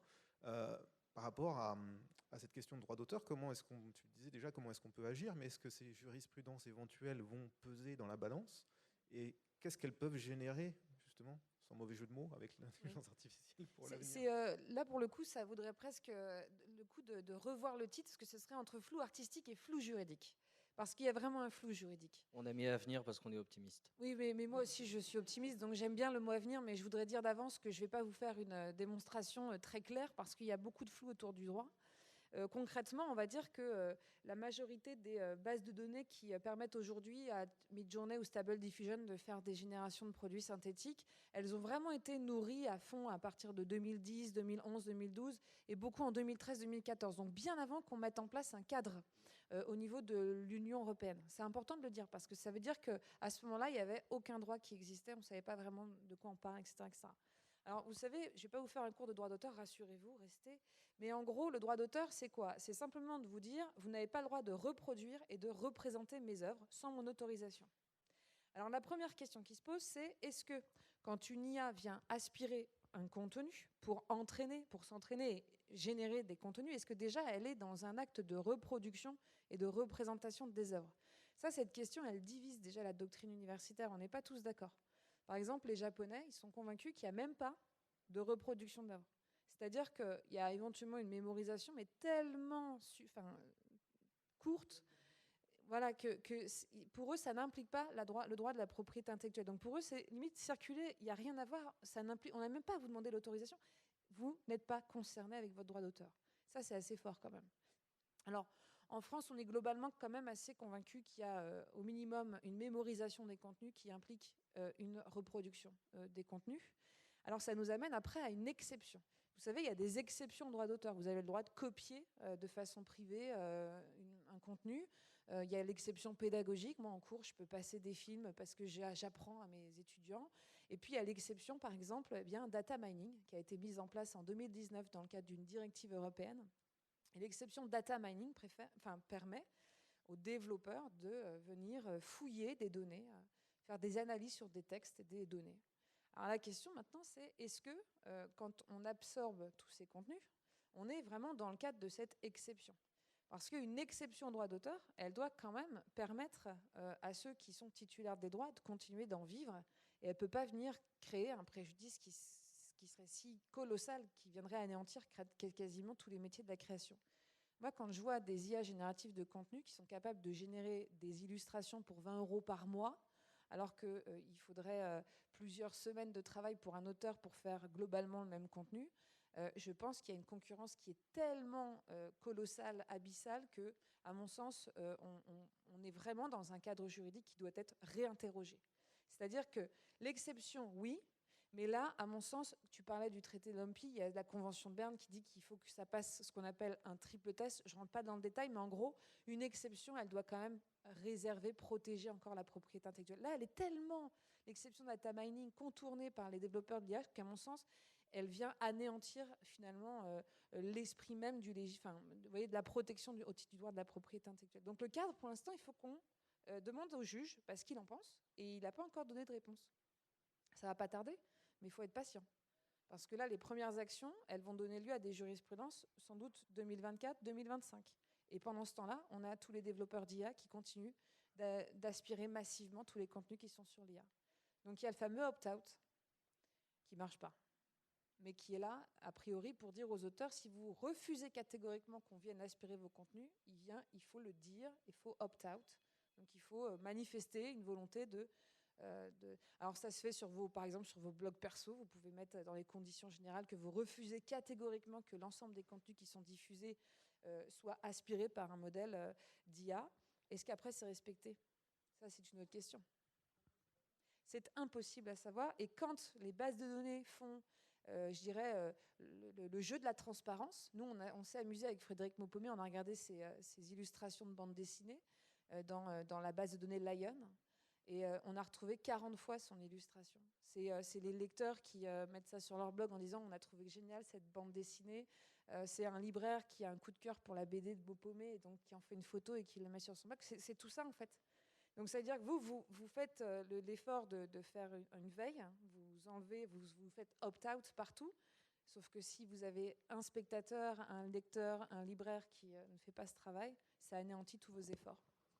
L'opt-out, ça ne marche pas, point. Surtout qu'on a besoin, en tant qu'artiste, de cette publicité-là. Exactement. Pour pouvoir continuer à vivre, que les gens nous relaient sur les réseaux sociaux, qu'il y ait les blogs, etc. Parce que c'est là que nous, on a une chance de grailler, quoi. La visibilité pour un artiste, c'est ce qui représente son gagne-pain. Je veux dire, si on ne parle pas de son travail sur le net, à quel moment il va pouvoir avoir une rencontre avec un public? Donc on est face vraiment à un cercle assez vicieux et je vous avoue que là, l'opt-out, je ne sais pas trop comment on va s'en sortir, mais il faudrait d'abord qu'il soit efficace et il ne l'est pas. Parce qu'en soi, je rebondis sur ce que tu dis sur l'opt-out. Actuellement, il ne servirait que si tu veux intenter une procédure juridique pour pillage, en fait, c'est ça? Il n'a rien d'autre comme intérêt? Alors, ce qu'on pourrait faire, bon là en tout cas c'est des actions qui sont en cours, hein, c'est de dire que d'abord il y a bien une reproduction qui a été faite. D'ailleurs c'est assez facile à démontrer, hein, il y a juste à taper, enfin nous on s'est amusé à le faire, dans Midjourney tu tapes Thanos War Infinity, tu retrouves des images qui sont protégées au titre du droit d'auteur et c'est des copier-coller, tu fais même pas la différence entre les images d'origine et les images qui sont issues de l'intelligence artificielle. Donc il y a vraiment une reproduction. Donc il y a cette question-là qui va devoir être tranchée. Après, la question, c'est pour quel préjudice? C'est quoi le préjudice économique, en fait? Et attends, parce que tu disais ça, mais il me semblait que, mais là, j'ai pas l'info, c'est pour ça que je te la demande, il n'y avait pas une décision de vouloir interdire de pouvoir mettre dans le prompt une référence à un artiste existant? Alors, je pense que du côté des développeurs, ils ont intérêt, effectivement, à changer de façon à pouvoir minimiser les risques que leur responsabilité juridique soit engagée au motif qu'ils sont eux-mêmes hébergeurs de contenus qui seraient de nature à porter atteinte à la propriété intellectuelle. Mais pour moi, c'est une blague quand même, parce que concrètement, tant que tu génères du contenu qui vient directement en concurrence déloyale avec les auteurs, tu vois, Dans la mesure où tu peux aussi donner une donnée, enfin tu peux transmettre des données pour imprégnation et écrire ou générer une image dans le style de. Il suffit simplement que toi tu glisses une planche de la BD que tu aimes bien et pour demander un. Si tu veux contourner, on peut toujours contourner les IA, ça c'est sûr. C'est Mais déjà, très compliqué. c'est Voilà. une amorce, un début, une truc de dire qu'on ne peut plus mettre le nom d'un artiste déjà existant dans un prompt. Déjà, c'est quand même, ça oblige la machine à mixer. C'est-à-dire qu'au lieu de te sortir une copie conforme de l'artiste, ce sera nécessairement mixé avec d'autres. C'est pas forcément mieux, mais je veux dire, tu vois, on n'aura pas le style Thanos, le style. Voilà. En tout cas, il y a les enjeux de la propriété intellectuelle. Mais à mon avis, moi, ce ne sont pas les seuls. Il y en a d'autres. Ce qui, moi, me fait peur réellement, c'est plutôt la conséquence sur les seuils de prix psychologiques. C'est ça qui va découler de l'usage répétitif de l'IA. Parce qu'un abonnement Midjourney, c'est 20 € par mois. ChatGPT, je crois qu'on est à peu près sur le même truc. Une couverture de livre, ça représente pour un auteur illustrateur 500 €. Sauf que comme il est dans des contrats d'édition, et je pense que c'est globalement les mêmes contrats que vous signez les scénaristes, ça veut dire des contrats extrêmement rémunérateurs, extrêmement équilibrés, parce que vous avez la chance de signer avec des co-contractants qui jouent le jeu du partage de la valeur. Évidemment, tout ça est ironique, mais concrètement... Dans le multiverse, peut-être, oui. Oui, voilà, c'est ça. Mais concrètement, nous, ces sommes, elles sont précieuses parce que sinon, vous ne pouvez pas continuer à vivre de votre activité professionnelle d'illustrateur. Demain, si j'ai un illustrateur qui est en concurrence avec Midjourney, ça va être compliqué pour lui de dire qu'il prend 500 € pour une couve, quand l'éditeur, il peut en générer, je ne sais pas, peut-être 1000 dans une journée, pour 20 € par mois. En fait, là, on touche à l'aspect un peu politique de la question, c'est-à-dire finalement deux scénarios, le scénario un peu catastrophe que tu dessines là, en nous expliquant tout ça, le scénario plus protecteur qui pourrait justement permettre de trouver la bonne nuance, ça devient un choix politique. C'est quelle culture et quelle industrie culturelle on veut, et du coup, quels sont les outils qu'on met en avant pour les défendre. Vu l'état du monde aujourd'hui, ça rend pessimiste. Je fais un appel du pied à Madame la Ministre, justement, puisqu'on en parlait, pour qu'elle s'intéresse à ces questions. Non, mais puisqu'il y a toujours un avocat du diable dans nous trois, je vais le faire là 2 secondes. Quand Photoshop est arrivé, ou que la photographie numérique est arrivée, on a dit que ça allait supprimer le métier de photographe, pellicule. Et puis finalement, bon, bah, ça s'est réparti. Il y a eu effectivement certainement des dommages collatéraux énormes, mais le métier de photographe s'est renouvelé. Et nouvelles vocations sont nées. Ensuite, il y a eu ceux qui faisaient les retouches photos, qui les faisaient en 2 temps 3 mouvements avec des clics automatiques, et puis ceux qui passaient la journée par photo. On a toujours su se renouveler. C'est toutes les révolutions créatives. Alors- Celle-ci, pourquoi elle, voilà, Ouais. est-ce que finalement les photographes ou les illustrateurs d'aujourd'hui, ce ne sont pas ceux qui sauront se servir de l'IA pour le faire plus vite et en faire plus demain? C'est une vraie question. hein. Moi, je vois deux choses. Alors, je vais faire vraiment, du coup, je vais être vraiment celle qui est hyper pessimiste. hein. Je suis vraiment désolée par Moi, avance. je suis le monde des bisounours. Il n'y a pas de souci. C'est parfait. Ce qui me fait très peur, moi, c'est surtout que, déjà, pour être scénariste et en vivre, je crois qu'il y a une étude qui était sortie pour dire que c'est en moyenne 6 ans avant de commencer à remplir le frigo. 10. Bon, certains disent 10, mais en gros, c'est compliqué. Donc, ça veut dire qu'on a, parmi les créateurs et créatrices, plutôt des personnes qui, il faut espérer, ont la possibilité de rester pendant quelques années sans rémunération, sans quoi elles ne pourront pas devenir scénaristes professionnels. Donc, ça veut dire que c'est déjà des activités qui, globalement, sont plutôt réservées à des franges socio-professionnelles favorisées. En tout cas, il y a toute une partie de la culture qui, visiblement, n'est pas représentée, puisqu'il faut être... Voilà, il ne faut pas avoir de problème de logement, ou ça va être de plus en plus compliqué. Ça, c'est un premier point. Et le second point, c'est qu'à mon sens, on a déjà, nous, un problème dans le livre qui est la surproduction. Alors, c'est très bien que les gens écrivent, c'est superbe. Mais attention, surproduction, c'est aussi invisibilisation, c'est aussi manque de temps pour rencontrer un public. Nous, les bouquins, il reste 3 semaines, 3 mois sur les étagères des libraires. Les libraires sont devenus des manutentionnaires à ouvrir des cartons, à les fermer et ensuite à les envoyer au pilon. Concrètement, ce que je suis en train de dire, c'est qu'on va se retrouver avec une overproduction qui risque de créer un phénomène d'éviction et donc encore de laisser beaucoup de gens sur le côté qui ne pourront plus en vivre professionnellement de ces activités. Donc qu'est-ce qu'on veut en fait ? C'est ça qui me fait peur, moi. C'est que ce soit des métiers privilèges qui soient exercés par une petite poignée de gens qui en feront une activité de loisirs lettrés, quoi. C'est déjà un peu le cas. Enfin, je ne sais plus d'où ça vient, cette donnée, qu'apparemment, il y a 90% des fictions télévisées, audiovisuelles françaises sont faites par une toute petite poignée de scénaristes qui se partagent un énorme gâteau. Voilà, c'est ça. Il a besoin de 10% demain de la masse, des ressources humaines, et il aura besoin, il lui faut 5 ans pour faire un film, il aura besoin que 180 jours. Oui, alors après, ça existe déjà. hein. J'aimerais vous lire un petit extrait. Ce sont les propos d'un responsable de développement dans une société de production. C'est source d'une étude SACD sur notamment les risques au travail pour les scénaristes, une étude globalement sur la profession. Et cette personne dit, voilà, certains auteurs ne se rendent pas nécessairement compte du public à qui on s'adresse. Ils n'en sont pas l'audience eux-mêmes, ce qui ne les empêche pas d'avoir de bonnes idées. Et donc, pour l'écriture à proprement parler de scénarios, souvent on a mis ce qu'on appelle un faiseur. Ce sont des auteurs qu'on connaît bien, qui nous connaissent, qui travaillent vite. Cela permet de faire correspondre le texte à nos besoins sans trop de difficultés.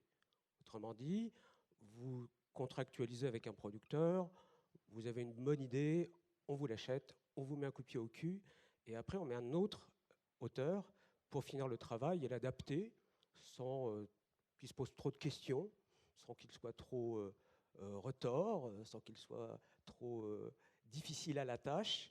Et donc, à partir du moment où on aura des IA aussi qui seront capables possiblement de réécrire, de retravailler dans le sens souvent de producteurs, peut-être que les scénaristes faiseurs seront remplacés par une IA.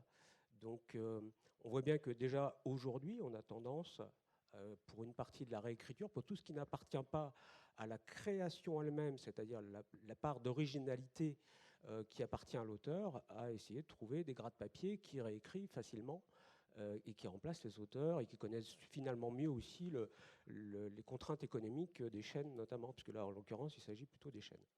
Je vais faire monsieur actualité pessimiste pour le coup, on va aller dans ton sens Stéphanie, mais j'ai découvert encore hier grâce à la newsletter de Gilles, on va faire de la pub encore, mais qu'une start-up suisse vient d'inventer une IA qui va analyser les scénarios que les producteurs reçoivent pour déterminer le casting, pour faire le plus de box-office et puis le potentiel box-office, etc. Donc on va aller dans un monde où le tri va se faire comme ça aussi. Les producteurs vont nous dire oh, on reçoit trop de choses, on va filer à une IA, elle va nous dire ça va te faire de la thune, on va aller choisir ces trucs-là.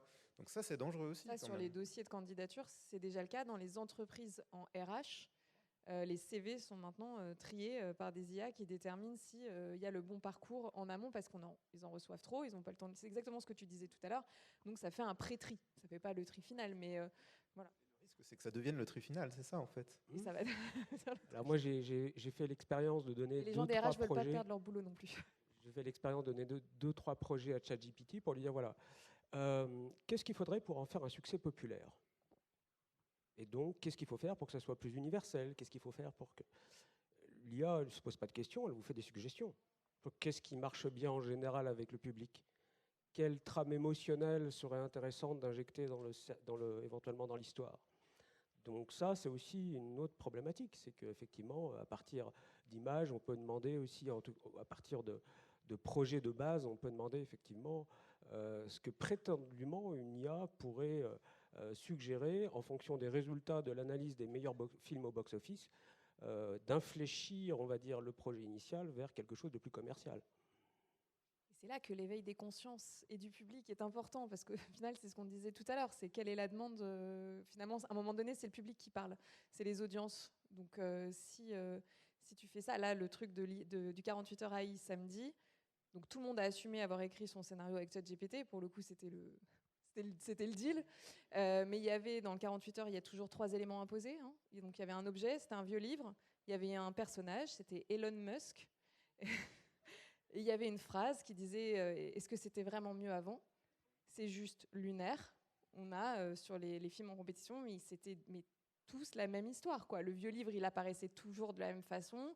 Elon Musk, c'était toujours un milliardaire fou. Enfin bon, il y avait quand même ce truc-là. Donc à un moment, en tant que spectateur, là en tant que jury, mais en tant que spectatrice lambda, ça m'a fait chier, quoi. C'est-à-dire qu'au 4e, j'étais là. Ok, bon bah... Ah, c'est une femme cette fois-ci. Alors il n'y avait pas de... Voilà, on a dégenré, on se dit que c'était la patte humaine. Ils se sont dit, bah, peut-être que là, on va le mettre en... Donc c'est là où vraiment, je pense que c'est le public qui va faire la différence. Il y a un mash-up programmé aussi. Hein. L'IA, elle est... sans doute, peut-être elle le saurait. Voilà, c'est ça. C'est que pour l'instant, elle tourne sur elle. Donc nécessairement, il ne faut pas lui demander d'inventer un nouveau style musical ou d'être dans, je sais pas, un chef de file d'un courant littéraire qui serait extraordinairement incroyable, quoi. On va avoir besoin, ce de transparence. Alors de transparence, ça pourrait être aussi sur le tournage, hein, de savoir quels sont les films qui ont été tournés entièrement dans le réel, sans décor numérique, sans effets spéciaux. Peut-être qu'il y aura à terme un label qui dira... Reel 5, vous êtes peut-être dans un film entièrement synthétique, et Reel 1, vous êtes peut-être tourné entièrement en réel.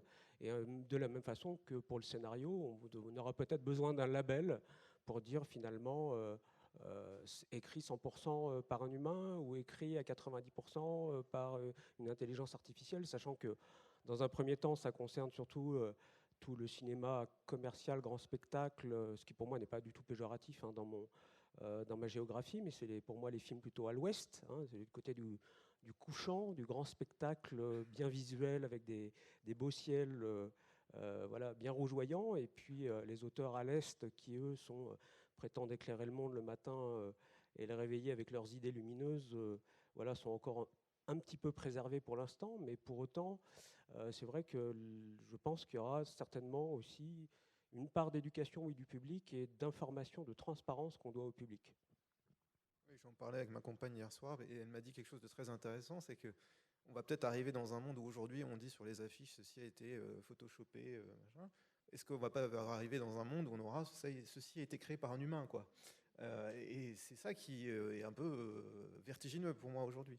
Mais pour revenir sur le juridique, l'Union européenne a dit vouloir, a ouvert la possibilité d'un cadre légal pour réguler l'intelligence artificielle. Mais du coup, concrètement, je rebondis sur ce que tu évoquais, Stéphanie, avec le Japon. Quelle véritable implication va-t-elle être possible au niveau mondial si l'Europe régule de son côté, mais qu'à côté, on continue à faire n'importe quoi, en fait? Ça, c'est un vrai problème. Ça, c'est vraiment le nœud, parce que nous, quand on a vu les premières illustrations Midjourney, aussitôt, on a rencontré avec les collègues de la Ligue des auteurs pro, on a rencontré les responsables politiques en charge des questions numériques à Bercy, qui nous ont dit oui, mais attendez, nous, on veut être aussi le paradis des développeurs d'intelligence artificielle, parce que l'IA, c'est aussi génératif d'emploi et d'argent.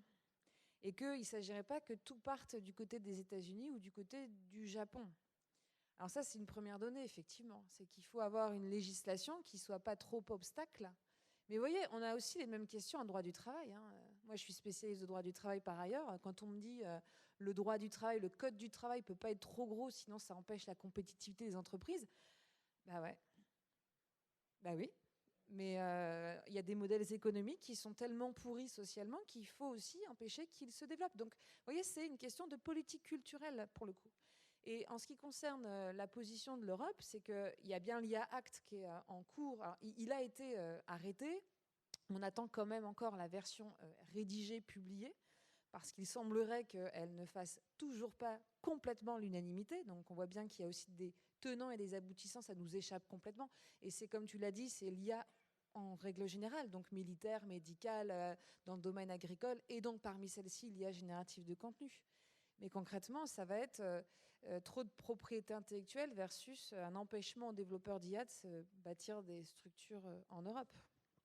En fait, on ne veut pas un exode des. En fait, c'est économique et c'était la même chose pour les startups quand la France a dit qu'elle devait être la terre d'accueil des startups. C'est toujours le même schéma. Voilà, c'est toujours un le même schéma qui se reproduit et le Japon aujourd'hui, s'il est aussi permissif avec l'IA, c'est parce qu'il a retenu les leçons du passé et qu'il a complètement raté sa révolution post-2000. Donc voilà. Oui, la problématique qu'on a, c'est effectivement la politique qui doit être fer de lance de la défense des auteurs. Alors après, il y a des déclarations politiques. Seront-elles suivies des faits? Point de suspension. On se souvient de la Convention citoyenne sur le climat. Qui a été suivi des faits. Qui a été suivi des faits, comme vous le savez. Il y a des déclarations... du rapport Racine aussi. Le rapport Il y a Racine. le rapport Racine. Il y a une commission interministérielle sur l'IA où est présente une représentante des auteurs, Alexandra Bensamoun, face dans cette commission à 3 représentants de l'entreprise Mistral, qui est l'IA française, avec un débat autour aussi de la participation de Cédric O, ancien ministre qui est aussi actionnaire de Mistral. Bref, vous voyez que les lobbies sont en bonne place de part et d'autre, y compris en Europe. Pour ceux qui connaissent le Parlement européen, vous savez que les lobbyistes font la queue chaque matin pour rentrer et aller rencontrer les députés au sein même de l'Europe. C'est au moins transparent, on sait qui rencontre qui, a priori. Mais ça n'empêche que tout le monde est bien sûr en train de ferrailler de son côté pour essayer de faire que la partie soit la plus sympathique pour son propre business. Et nous, les auteurs, nous avons besoin actuellement que les auteurs, vous soyez syndiqués, que vous soyez dans des organisations pour faire entendre votre voix. Je vous rappelle qu'il y a une consultation sur le site, sur l'application Agora, qui est l'application de communication avec le gouvernement, où pendant encore 4 jours, vous pouvez donner votre avis en tant que citoyen sur les problématiques autour de l'intelligence artificielle. Et ça serait bien que les auteurs, vous, fassiez votre part de ce travail en allant répondre aux questions et contribuer à la réflexion.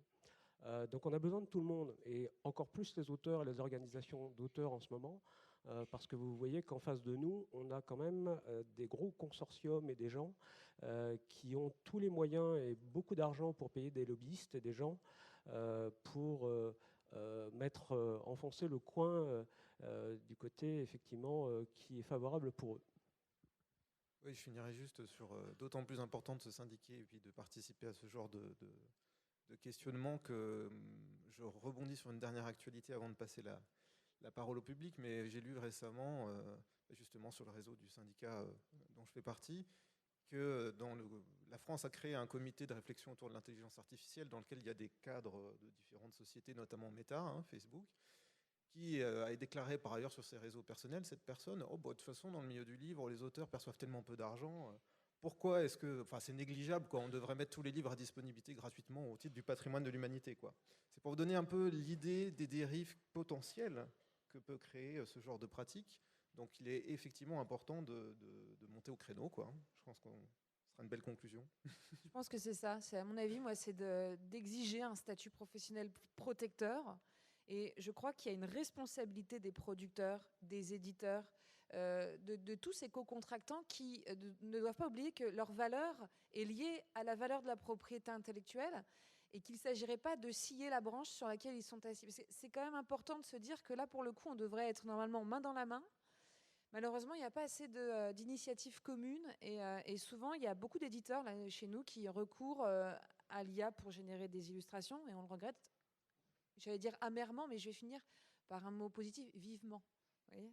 Et est-ce qu'on peut espérer, un peu comme là, c'est en train de... Alors, quelle est la part de bullshit, de greenwashing, etc. Mais de plus en plus, quand même, on a, par exemple, dans la prod, l'éco-prod qui se développe, des labels comme ça, etc. Est-ce qu'on peut espérer qu'à un moment, en créant ce type de label, on arrive à avoir des prods qui signent pour un human label, je ne sais pas, et que du coup derrière les entreprises ou les commanditaires des films, parce qu'on parle de fiction, mais il y a aussi toute la production publicitaire, corporate, etc., que je connais bien, qui se disent, nous maintenant dans notre rapport annuel de 2025, on a mis qu'il fallait qu'on ait recours uniquement, là c'est des éco-prod en ce moment, mais à des human prod, voilà. Et qui fasse qu'au bout du bout, on ait un label, un truc qui fait que, voilà, effectivement, on ne scie pas la branche sur laquelle on est et tout le monde s'y met. Et c'est vraiment une question de transparence et d'envie de toutes les... Parce que nous, forcément, les scénaristes, les réalisateurs, on est pour, forcément. Mais il y a vraiment toute la chaîne de création qui est en jeu. À nous donc d'être force de proposition, si possible sans avoir recours à l'IA pour nous aider à trouver ces propositions. Et à la violence. Ni à la violence. Et en parlant de propositions, je vais me diriger vers le public. Et si vous avez des questions, écoutez, je vois une main qui s'est levée très spontanément, très vivement, tout au fond. Le micro arrive, merci. Bonjour, moi je me permets d'intervenir par rapport à ma situation. Je suis agent artistique et j'ai systématiquement des contrats qui doivent être retoqués par ma collaboratrice juridique parce que les contrats sont illégaux. Dans le droit français, souvent, parce qu'ils utilisent justement l'intelligence artificielle pour leur droit à l'image ou des choses comme ça. Et donc moi, ma question, c'est aussi même par rapport aux productions françaises qui travaillent avec ces plateformes-là, qui elles-mêmes se mettent dans l'illégalité parce qu'elles acceptent de faire signer des contrats qui vont dans le sens de ces plateformes-là. Donc déjà, d'une, comment font les productions françaises pour être dans cette espèce de flou et c'est quoi la façon de se protéger pour elles. Et par rapport aux comédiens, j'ai souvent affaire à des plateformes qui disent s'il n'accepte pas de signer le contrat, il ne fera pas ce projet-là. Mais donc, comment on fait pour se protéger, nous, pour ne pas accepter qu'ils doivent donner leur image ad vitam aeternam et qu'ils puissent l'utiliser pour n'importe quel projet, à quel point on peut se protéger à ce niveau-là? Je dirais pour répondre à la première question que les contrats qui sont pour l'instant générés, qui sont, dont la sécurité juridique pose question, ceux-là seront sans doute amenés à évoluer sitôt qu'on aura les premières jurisprudences ou d'autres réglementations qui viendront en ligne de compte. C'est évident. Là, on est un peu à tâtons. Moi, je commence à rédiger des clauses. D'ailleurs, j'en profite pour dire que demain, on fera un hackathon pour justement présenter un clausier type de façon à venir au service de l'ensemble des auteurs et autrices de tous les milieux de la création pour justement faire face à ces usages possibles. Vous voyez, nous, on a des illustrateurs qui veulent tout simplement pas qu'on absorbe tout leur contenu pour faire la suite quand ils seront plus de ce monde. Parce qu'on pourrait imaginer qu'après tout, on n'a plus besoin d'eux et on pourrait générer comme ça des contenus... Voilà, donc concrètement, ce qu'il faut faire, c'est exiger déjà de lire le contrat papier, parce que vous savez, maintenant les pratiques, si on vous les envoie en numérique, vous ne pouvez même plus les réécrire, et ensuite vous avez juste à les signer, à les renvoyer. Là, il faut vraiment entrer en phase de négociation individuelle, dire j'ai des exigences à propos de l'usage de mes contenus ou de ma personne, parce que là, vous parlez du comédien, donc c'est son image, c'est sa voix, etc., etc. Et donc, c'est se rapprocher de vos organisations professionnelles qui œuvrent actuellement sur la mise en place de clauses type pour vous appareiller les auteurs et autrices. Donc, il faut vraiment se rapprocher de vos OS. Ça, c'est important. C'est important, effectivement, de faire relire vos contrats. D'une part, parce que les syndicats, ça leur permet de savoir quels sont les contrats qui sont proposés actuellement. On joue le rôle d'observatoire aussi. Et donc, vous êtes d'une certaine façon lanceur d'alerte quand vous soumettez vos contrats aux syndicats. Est-ce que c'est bien normal ça? Et nous, ça éventuellement nous interpelle et nous permet de réagir.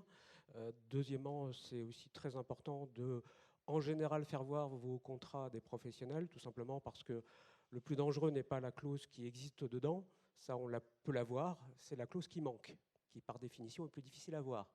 Donc je plaide moi toujours pour que les auteurs se rapprochent d'organisations professionnelles, de professionnels du droit, éventuellement de la SACD, d'autres organisations qui permettent au moins dont l'attention peut être attirée par des choses effectivement qui évoluent complètement en dehors de cadres ou dans le flou actuel qui peut résider du fait de ce genre de choses. Après, sur la question, vous parliez de l'usage des clones, on va dire, de comédiens, pourquoi pas, ou ce genre de choses. Là, je renvoie à ce qui s'est passé aux États-Unis. Hein. Vous avez la WGA et d'autres organisations qui ont finalement décrété que par épisode, il devait y avoir un minimum de scénaristes humains embauchés, etc. etc. Donc là, je pense qu'on doit s'acheminer vers la même chose en France. Encore une fois, c'est la fameuse question de ce dont je parlais tout à l'heure, c'est-à-dire d'un label humain posé sur les créations. Et là, c'est la même chose, c'est imposer, quoi qu'il arrive, l'humain, même si la machine est utilisée à des degrés divers, mais il faut que ça soit transparent et il faut, encore une fois, que ça ne soit pas au désavantage des créateurs et de l'esprit humain.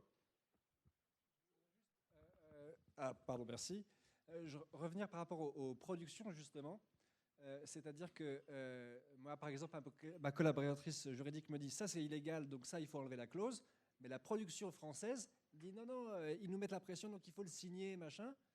Mais donc elles se mettent elles-mêmes dans l'illégalité, les productions. Alors comment elles font après derrière si ça devient un serpent qui se mord la queue et elles se mettent en danger elles-mêmes aussi, les productions. Voilà. Oui, mais bien sûr, évidemment. Mais ça existait mais bien avant l'intelligence artificielle, hein, de signer des contrats avec des clauses qui n'étaient pas légales. Hein. Donc on prend un risque en fait, parce qu'au fond, un contrat, quand est-ce qu'il devient illégal réellement? C'est quand on passe devant un juge pour dire, en l'état, la clause n'a pas de valeur juridique, elle est nulle. Et donc on vient annuler en quelque sorte cette disposition contractuelle. Mais encore faut-il aller devant le juge. Parce qu'en l'état, dans le monde de la création, il y a énormément de contrats qui, j'en vois au quotidien passer, qui disposent de stipulations qui sont nulles, sans effet juridique, mais qui, comme elles s'imposent à des gens qui l'ignorent complètement, ne sont pas annulées et ne sont pas remis en cause. Et on n'est pas à l'abri aussi de clauses qui finissent par faire jurisprudence pour toute la profession. Ça s'est vu dans le domaine du livre, ça s'est vu dans d'autres domaines. Donc il faut faire attention aussi à ce que... C'est pour ça que votre vigilance à vous, la vigilance des organisations syndicales est importante, parce qu'on ne peut pas laisser proliférer certaines façons de faire qui peuvent après faire devenir une norme pour tout le monde. Et donc après, l'ensemble des producteurs sont aussi organisés en syndicats et en organisations professionnelles. Et bien sûr, c'est à chaque fois des discussions entre les organisations professionnelles d'auteurs, de producteurs, etc., qui permettent de réglementer, réguler les choses. On est enfin arrivé ces dernières années, par exemple, à définir précisément ce que c'est qu'un pitch, une réécriture, etc. C'est quand même assez tardif, mais on y est arrivé un peu sur le modèle de ce qui se passe avec le code de la WGA aux États-Unis. Donc voilà, les choses s'organisent, mais à condition qu'il y ait des organisations et des auteurs qui se syndiquent pour pouvoir derrière avoir la force de frappe et de résistance face à les lois de marché. Ça, c'est un complot des juristes, en fait. Hein. C'est uniquement pour travailler. Hein. Est-ce qu'il y a une autre question, du coup? Ou d'autres questions au pluriel, hein? Question, madame. Merci. C'est pas vraiment une question, c'est plus avoir votre retour, parce qu'on n'en a pas forcément parlé, mais souvent le métier, enfin même presque dans tous les cas, le métier de scénariste, c'est un métier passion. Est-ce que ça n'enlève pas aussi le côté sens à notre travail? Parce que moi, je sais que dans ce métier, ce que j'aime, c'est justement me creuser la tête. Est-ce que donc le fait de le faciliter, d'avoir des raccourcis, ça n'enlève pas en fait une quête et le sens même du travail de scénariste? Alors, moi, je vais... Mon avis personnel, et je pense qu'on aura des avis différents, ça va être intéressant. Moi, je n'aime pas ces outils, ça ne m'intéresse pas. J'aime le côté, justement, un peu besogne de base, se creuser la tête, être tout seul avec son esprit.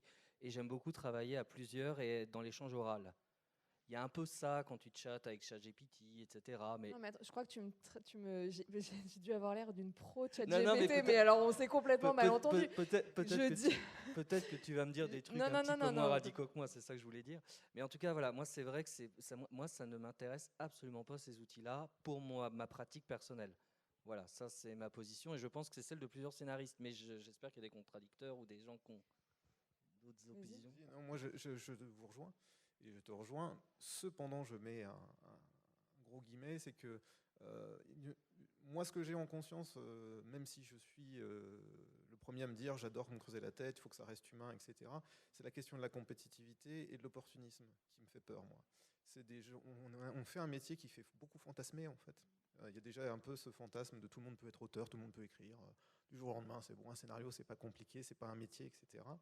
Et ça va nourrir ce truc-là aussi, c'est se dire, bon, bah, s'il suffit de mettre un prompt dans le chat GPT, puis il me sort un scénario, bah, pourquoi je le ferais pas, en fait? Ils sont à chier, les scénarios. Voilà, de ChatGPT. pour l'instant, mais tu vois ce que je veux dire, c'est qu'on peut aller dans ce truc-là de se dire, ok, ça va peut-être faire de moi un super auteur, tu vois, autre chose, ce genre de choses. Donc je me méfie de ce côté-là, mais moi, je vous rejoins complètement. En fait, il y a un point, je trouve vraiment très important dans ce que vous dites, c'est la passion. Mais en fait, je ne sais pas comment vous pouvez exercer votre métier, mais moi, je suis forcément tiraillée entre la partie passion et la partie lucrative pour pouvoir payer mon loyer tous les mois. Et pour ça, je suis obligée de diviser mon travail entre mes projets personnels, qui sont longs, qui sont sur plusieurs années, où on croit que ça va se faire, puis ça ne se fait pas, enfin, je vous apprends rien, et des projets de commande, où là, on me demande quelque chose avec un brief, avec un besoin, un retour assez rapide, etc. On n'a pas toujours la chance d'avoir des co-auteurs, encore une fois, parce que les co-auteurs, ça coûte cher, donc on nous demande d'être tout seul. Et moi, le seul point, parce que mes projets personnels, j'ai besoin de personne pour les écrire. En fait, je suis inspirée, j'imagine, comme vous. En fait, l'inspiration me vient parce que c'est un projet qui me tient à cœur, parce que c'est quelque chose que j'ai envie d'écrire, que j'ai envie de raconter. Malheureusement, parfois, dans mon métier, pour pouvoir continuer à le faire, j'ai besoin d'écrire des choses sur lesquelles je suis moins inspirée. Et pour ça, ChatGPT, ça peut être un outil, voilà, encore une fois, plus un ping-pong, pas la réponse à tous mes problèmes, juste un déclencheur, un début de brainstorm. Tu gagnes du temps que tu peux réinvestir sur tes projets personnels. Exactement. Après, je suis très contente d'entendre Laura. Pardon. Ouais. Désolée. Non, je me disais, moi, c'est la même. En fait, il y a des choses que je suis obligée de faire pour vivre, etc. Mais je trouve justement qu'on peut trouver des moteurs dans tout. Et même des commandes. Moi, ma crainte, c'est plus que ChatGPT enraye notre propre moteur de pourquoi on le fait. C'est l'usage que vous en faites. C'est comme l'alcool. Si tu en bois 2 verres à une soirée, il n'y a aucun souci. Si tu te tords la tronche tous les soirs, il y a un problème, tu deviens alcoolique. Je pense que ça doit être un outil parmi toute la valise d'outils qu'on a, nous, en tant qu'auteurs, pour lutter contre le syndrome de la page blanche, pour trouver l'inspiration. L'inspiration, tu vas la trouver en te baladant dans la rue et en tombant sur une scène entre 2 personnes. Ça, c'est un outil. Ça va être aussi l'écriture automatique, d'écrire 5 pages tous les matins. Et ça peut être aussi, parfois, ChatGPT. En fait, moi, mon point, c'est laisser cette IA, enfin ces IA, à là où elles doivent être. C'est un outil parmi plein d'outils que tu vas piocher parfois quand on a besoin, parce que là, tu n'as pas d'autre solution et que tu as une urgence, une contrainte, une deadline. Moi, ça, c'est l'usage que j'ai aujourd'hui. Et ChatGPT, des fois, il se passe des semaines, des mois sans que je m'en serve. Et puis un jour, je me rappelle même à son bon usage, je me dis, putain, c'est vrai, je peux lui demander. Je vais lui demander, tu vois, je vais voir ce qu'il me répond, comme tu demanderais à ton mec ou à ta meuf le soir au dîner, tiens, je dois écrire un film là, je bloque, et puis c'est cette personne qui va te dire un truc, et son idée, c'est pas l'idée que tu vas mettre en place, mais elle va te faire penser à une autre idée.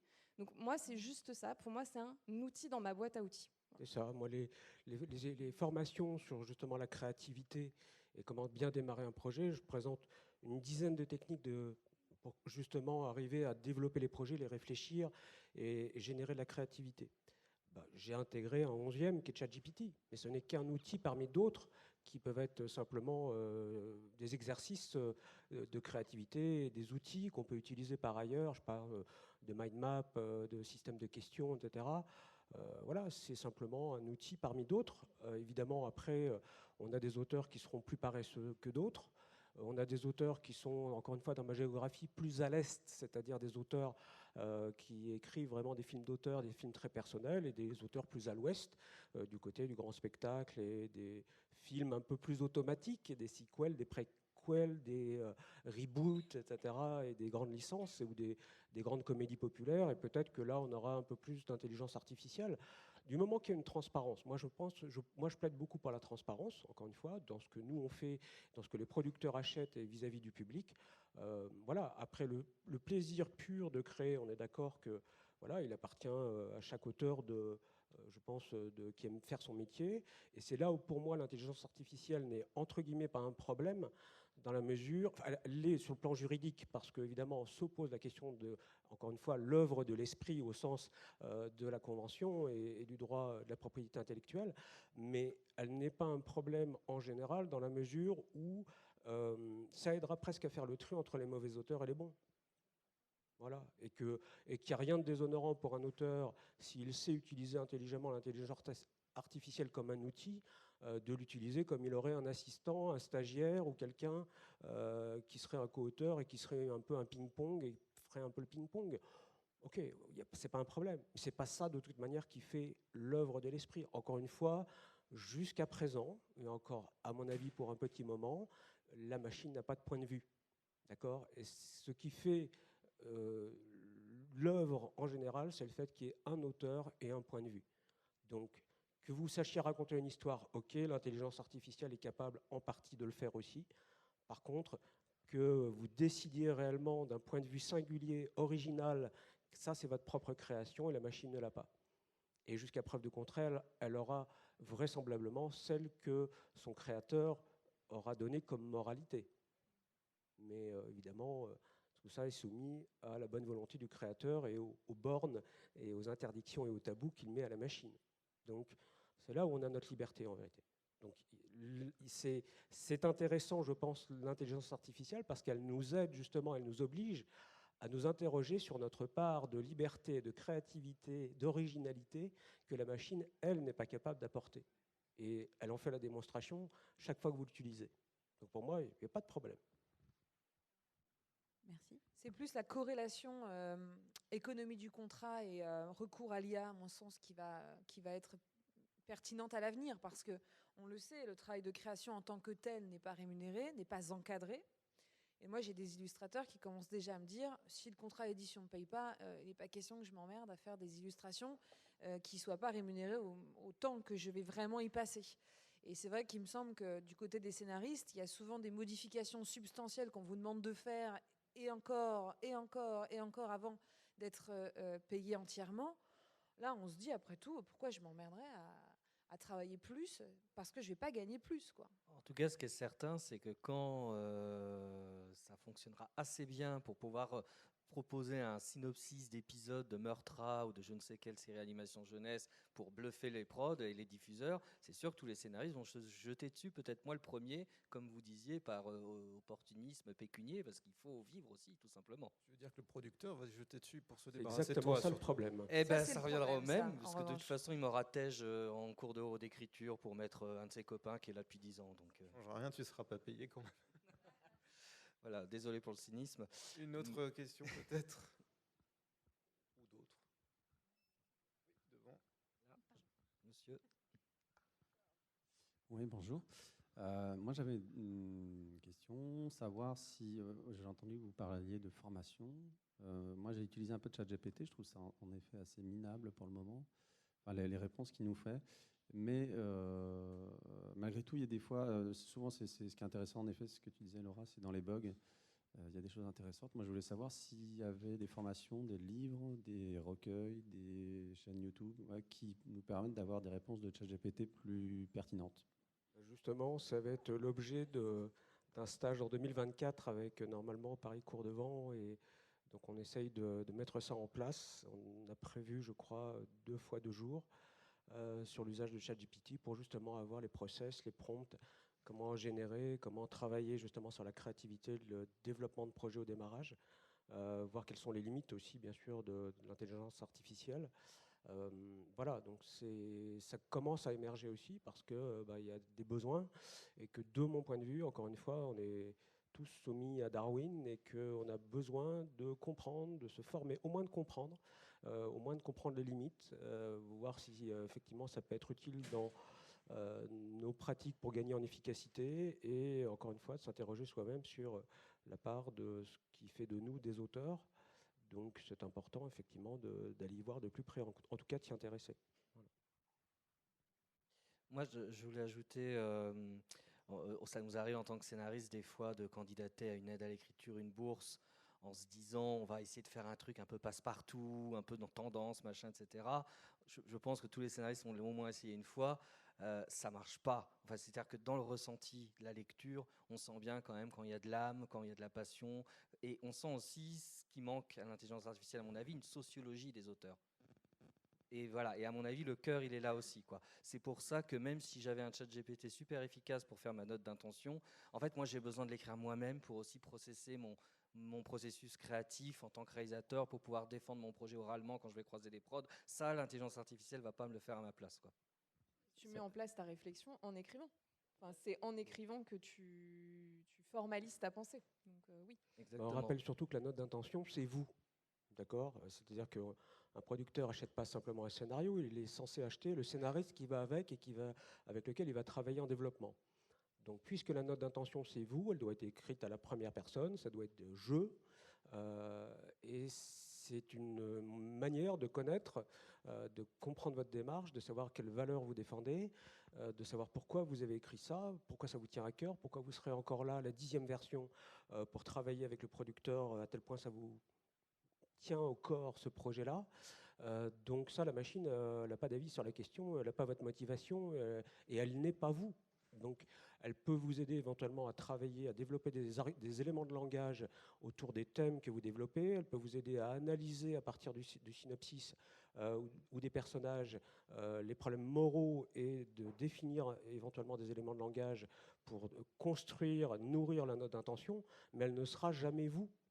Et donc, dans la mesure où la note d'intention n'est pas simplement un commentaire, et ce n'est surtout d'ailleurs pas un commentaire de l'histoire, mais c'est encore une fois votre expression à vous, là, la machine, elle échoue, je dirais, à pondre quelque chose de cohérent. Elle peut vous aider à développer, à améliorer un argumentaire, à reformuler de façon plus pertinente, mais ça, là, typiquement, on est au cœur de ce qui fait un auteur, c'est-à-dire le point de vue. On va prendre une dernière question avant de conclure. C'est juste là. Bonjour. Alors, vous parliez de questions de point de vue de l'auteur. Il y a plusieurs mois, j'écoutais des musiques sur YouTube. C'était Johnny qui chante le générique de Pokémon, ou je sais quelle connerie comme ça. Et en écoutant plusieurs versions de musique générée par l'IA, je me suis rendu compte que c'était pas vraiment, j'avais fait le tour, ça m'intéressait plus, et que c'était pas vraiment la musique que j'écoutais, mais c'est plus du contenu. De la même manière que je regardais des mèmes sur Internet, c'est pareil, c'est juste l'input. Il n'est pas de Johnny, il n'est pas des paroliers, il est du créateur derrière la vidéo qui s'est dit je vais mélanger deux mondes comme ça. Et donc c'est pour ça que je trouve que c'est différent de la musique, ça ne va pas être traité de la même manière. Maintenant, est-ce que dans la pratique, vous pensez que le public va réagir Et ça peut s'appliquer aussi aux images générées par l'IA. C'est à chaque fois, si on s'inspire de quelque chose pour créer autre chose, c'est l'IA qui fait ça, et ça s'applique même au scénario, même à ChatGPT. Même si les inspirations sont plus cachées, ça reste, c'est tout le temps quelque chose qui s'inspire de plusieurs mondes pour créer artificiellement ce qui n'est pas vraiment de l'art. Personnellement, après avoir écouté plusieurs fois, je traite pas ça j'écoute pas ça comme de la musique, plutôt comme du contenu, comme des blagues sur Internet, comme du contenu créé pour rigoler. Est-ce que vous pensez que dans la pratique, le public va se lasser de l'IA, va se dire ou est-ce que ça va toujours continuer est-ce que c'est quelque chose qui va marcher, ou souvent à un moment notre cerveau va être entraîné à repérer ce qu'est l'IA, à se dire non, mais ça c'est pas vraiment un film que je regarde, c'est plus une création d'ordinateur. On peut peut-être faire des petites prédictions. Après, je ne sais pas comment vous, dans votre usage personnel des réseaux, vous voyez déjà, mais moi, j'imaginais pas. J'ai 40 ans, je passe déjà 30 minutes par jour sur Insta qui me dit « ça fait 30 minutes que vous êtes déjà sur Instagram à scroller ou à swiper », et je me rends compte que je lis beaucoup moins qu'avant. Alors, je lis beaucoup, mais vous voyez, ce temps, on va dire, de divertissement, à regarder du contenu synthétique ou pas, il me bouffe déjà pas mal de temps dans ma journée, et je vois que c'est un temps que je ne donne plus pour accéder à des contenus, des œuvres de l'esprit. Donc c'est plutôt une question de balancement au sein de nos pratiques, et on a un temps de concentration, et je dirais, qui est de moins en moins disponible. C'est plutôt ça qui me fait peur, en fait.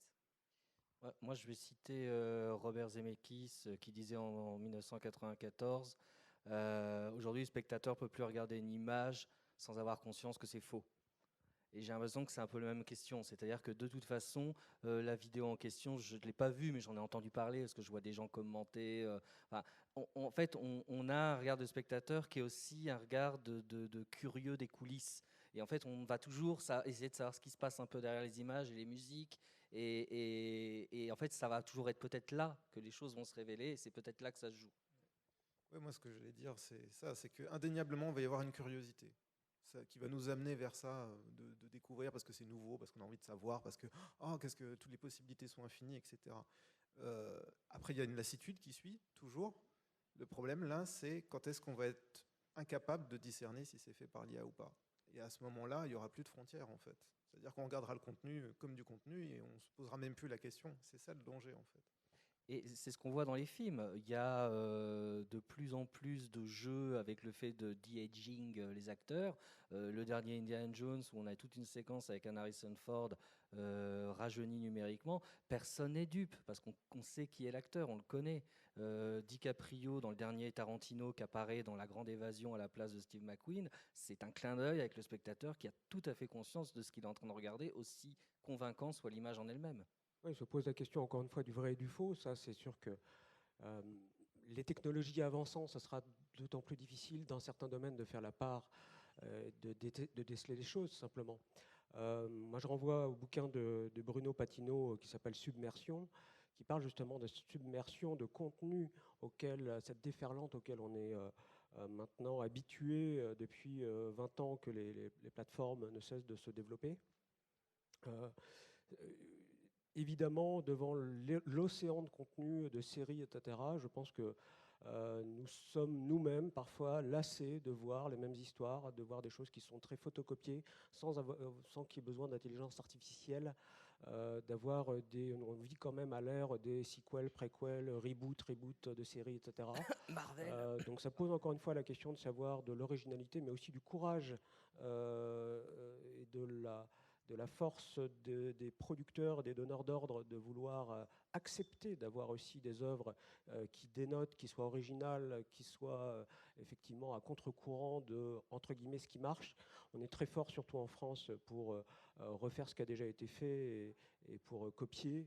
Donc ça pose la question, encore une fois, de l'implication de tout un secteur à aller chercher l'originalité. Je pense que nous tous, en tant que spectateurs, on est un peu fatigués de cette submersion avec parfois des séries qui se ressemblent beaucoup, dont nous devinons très rapidement comment l'histoire va se dérouler. Ça provient simplement du fait que depuis la nuit des temps, les auteurs travaillent avec une douzaine de types d'intrigues. D'accord, l'enquête, l'évasion, la découverte, etc., etc. Tout ça, ce sont les 12 types d'intrigues avec lesquels on fait toutes les histoires. Et donc, ça interroge encore une fois comment chacun arrive, à partir d'éléments bien connus, qui sont d'ailleurs manipulés par les IA, à trouver sa propre voie et faire quelque chose d'original. Donc, encore une fois, pour moi, l'IA, même si elle va générer des contenus un peu automatiques, même si elle aidera peut-être des producteurs à générer des choses un petit peu commerciales et déjà vues, il manquera derrière un esprit humain, parce qu'il va falloir beaucoup d'originalité face à cet océan de contenus mondiaux auxquels nous avons d'ores et déjà tous accès. Moi, ce que je trouve amusant à regarder, c'est qu'en 2023, où ce sujet de l'IA explose dans les conversations, c'est l'année où les deux gros succès culturels au cinéma sont deux films qui ont certes été extrêmement marketés, mais sont deux films qui ont été vendus sur leurs auteurs. C'est-à-dire le Oppenheimer de Nolan, où on a vendu ça comme un film de Nolan, parce que Oppenheimer en procès pendant 1h30, je pense que tout le monde s'en cogne un peu. Et Barbie, qui certes est une franchise commerciale établie, mais on a vendu ça comme un film vu par une réalisatrice intelligente qui vient du cinéma indépendant. Et en fait, c'est curieux que dans le marketing, ça a été quand même des arguments, ça n'a pas été les seuls arguments, mais ça a été des arguments de poids. Alors que c'est des gros blockbusters, quoi. C'est pas non plus des œuvres expérimentales. Il y avait aussi Super Mario Bros qui a été un énorme succès. Et là, c'est l'opposé. Lequel, pardon ? Super Mario Bros qui était un énorme succès, alors que c'est un peu, enfin, c'est pas du tout un truc d'auteur. Oui, mais alors justement, Super Mario Bros n'a pas du tout été vendu sur les auteurs. Ça a été vendu sur la promesse d'un film, d'une adaptation qui n'avait jamais eu lieu avant. Et bizarrement, j'ai l'impression que c'est marrant, Super Mario, mais ça aurait pu être généré par une intelligence artificielle, tellement le scénario est télécommandé, quoi. Et bien voilà, c'est sur ça qu'on conclut cette table ronde. Merci pour votre présence et merci à Stéphanie, Laura et Antoine d'avoir répondu à nos questions. Et bon festival à toutes et à tous. Bon festival.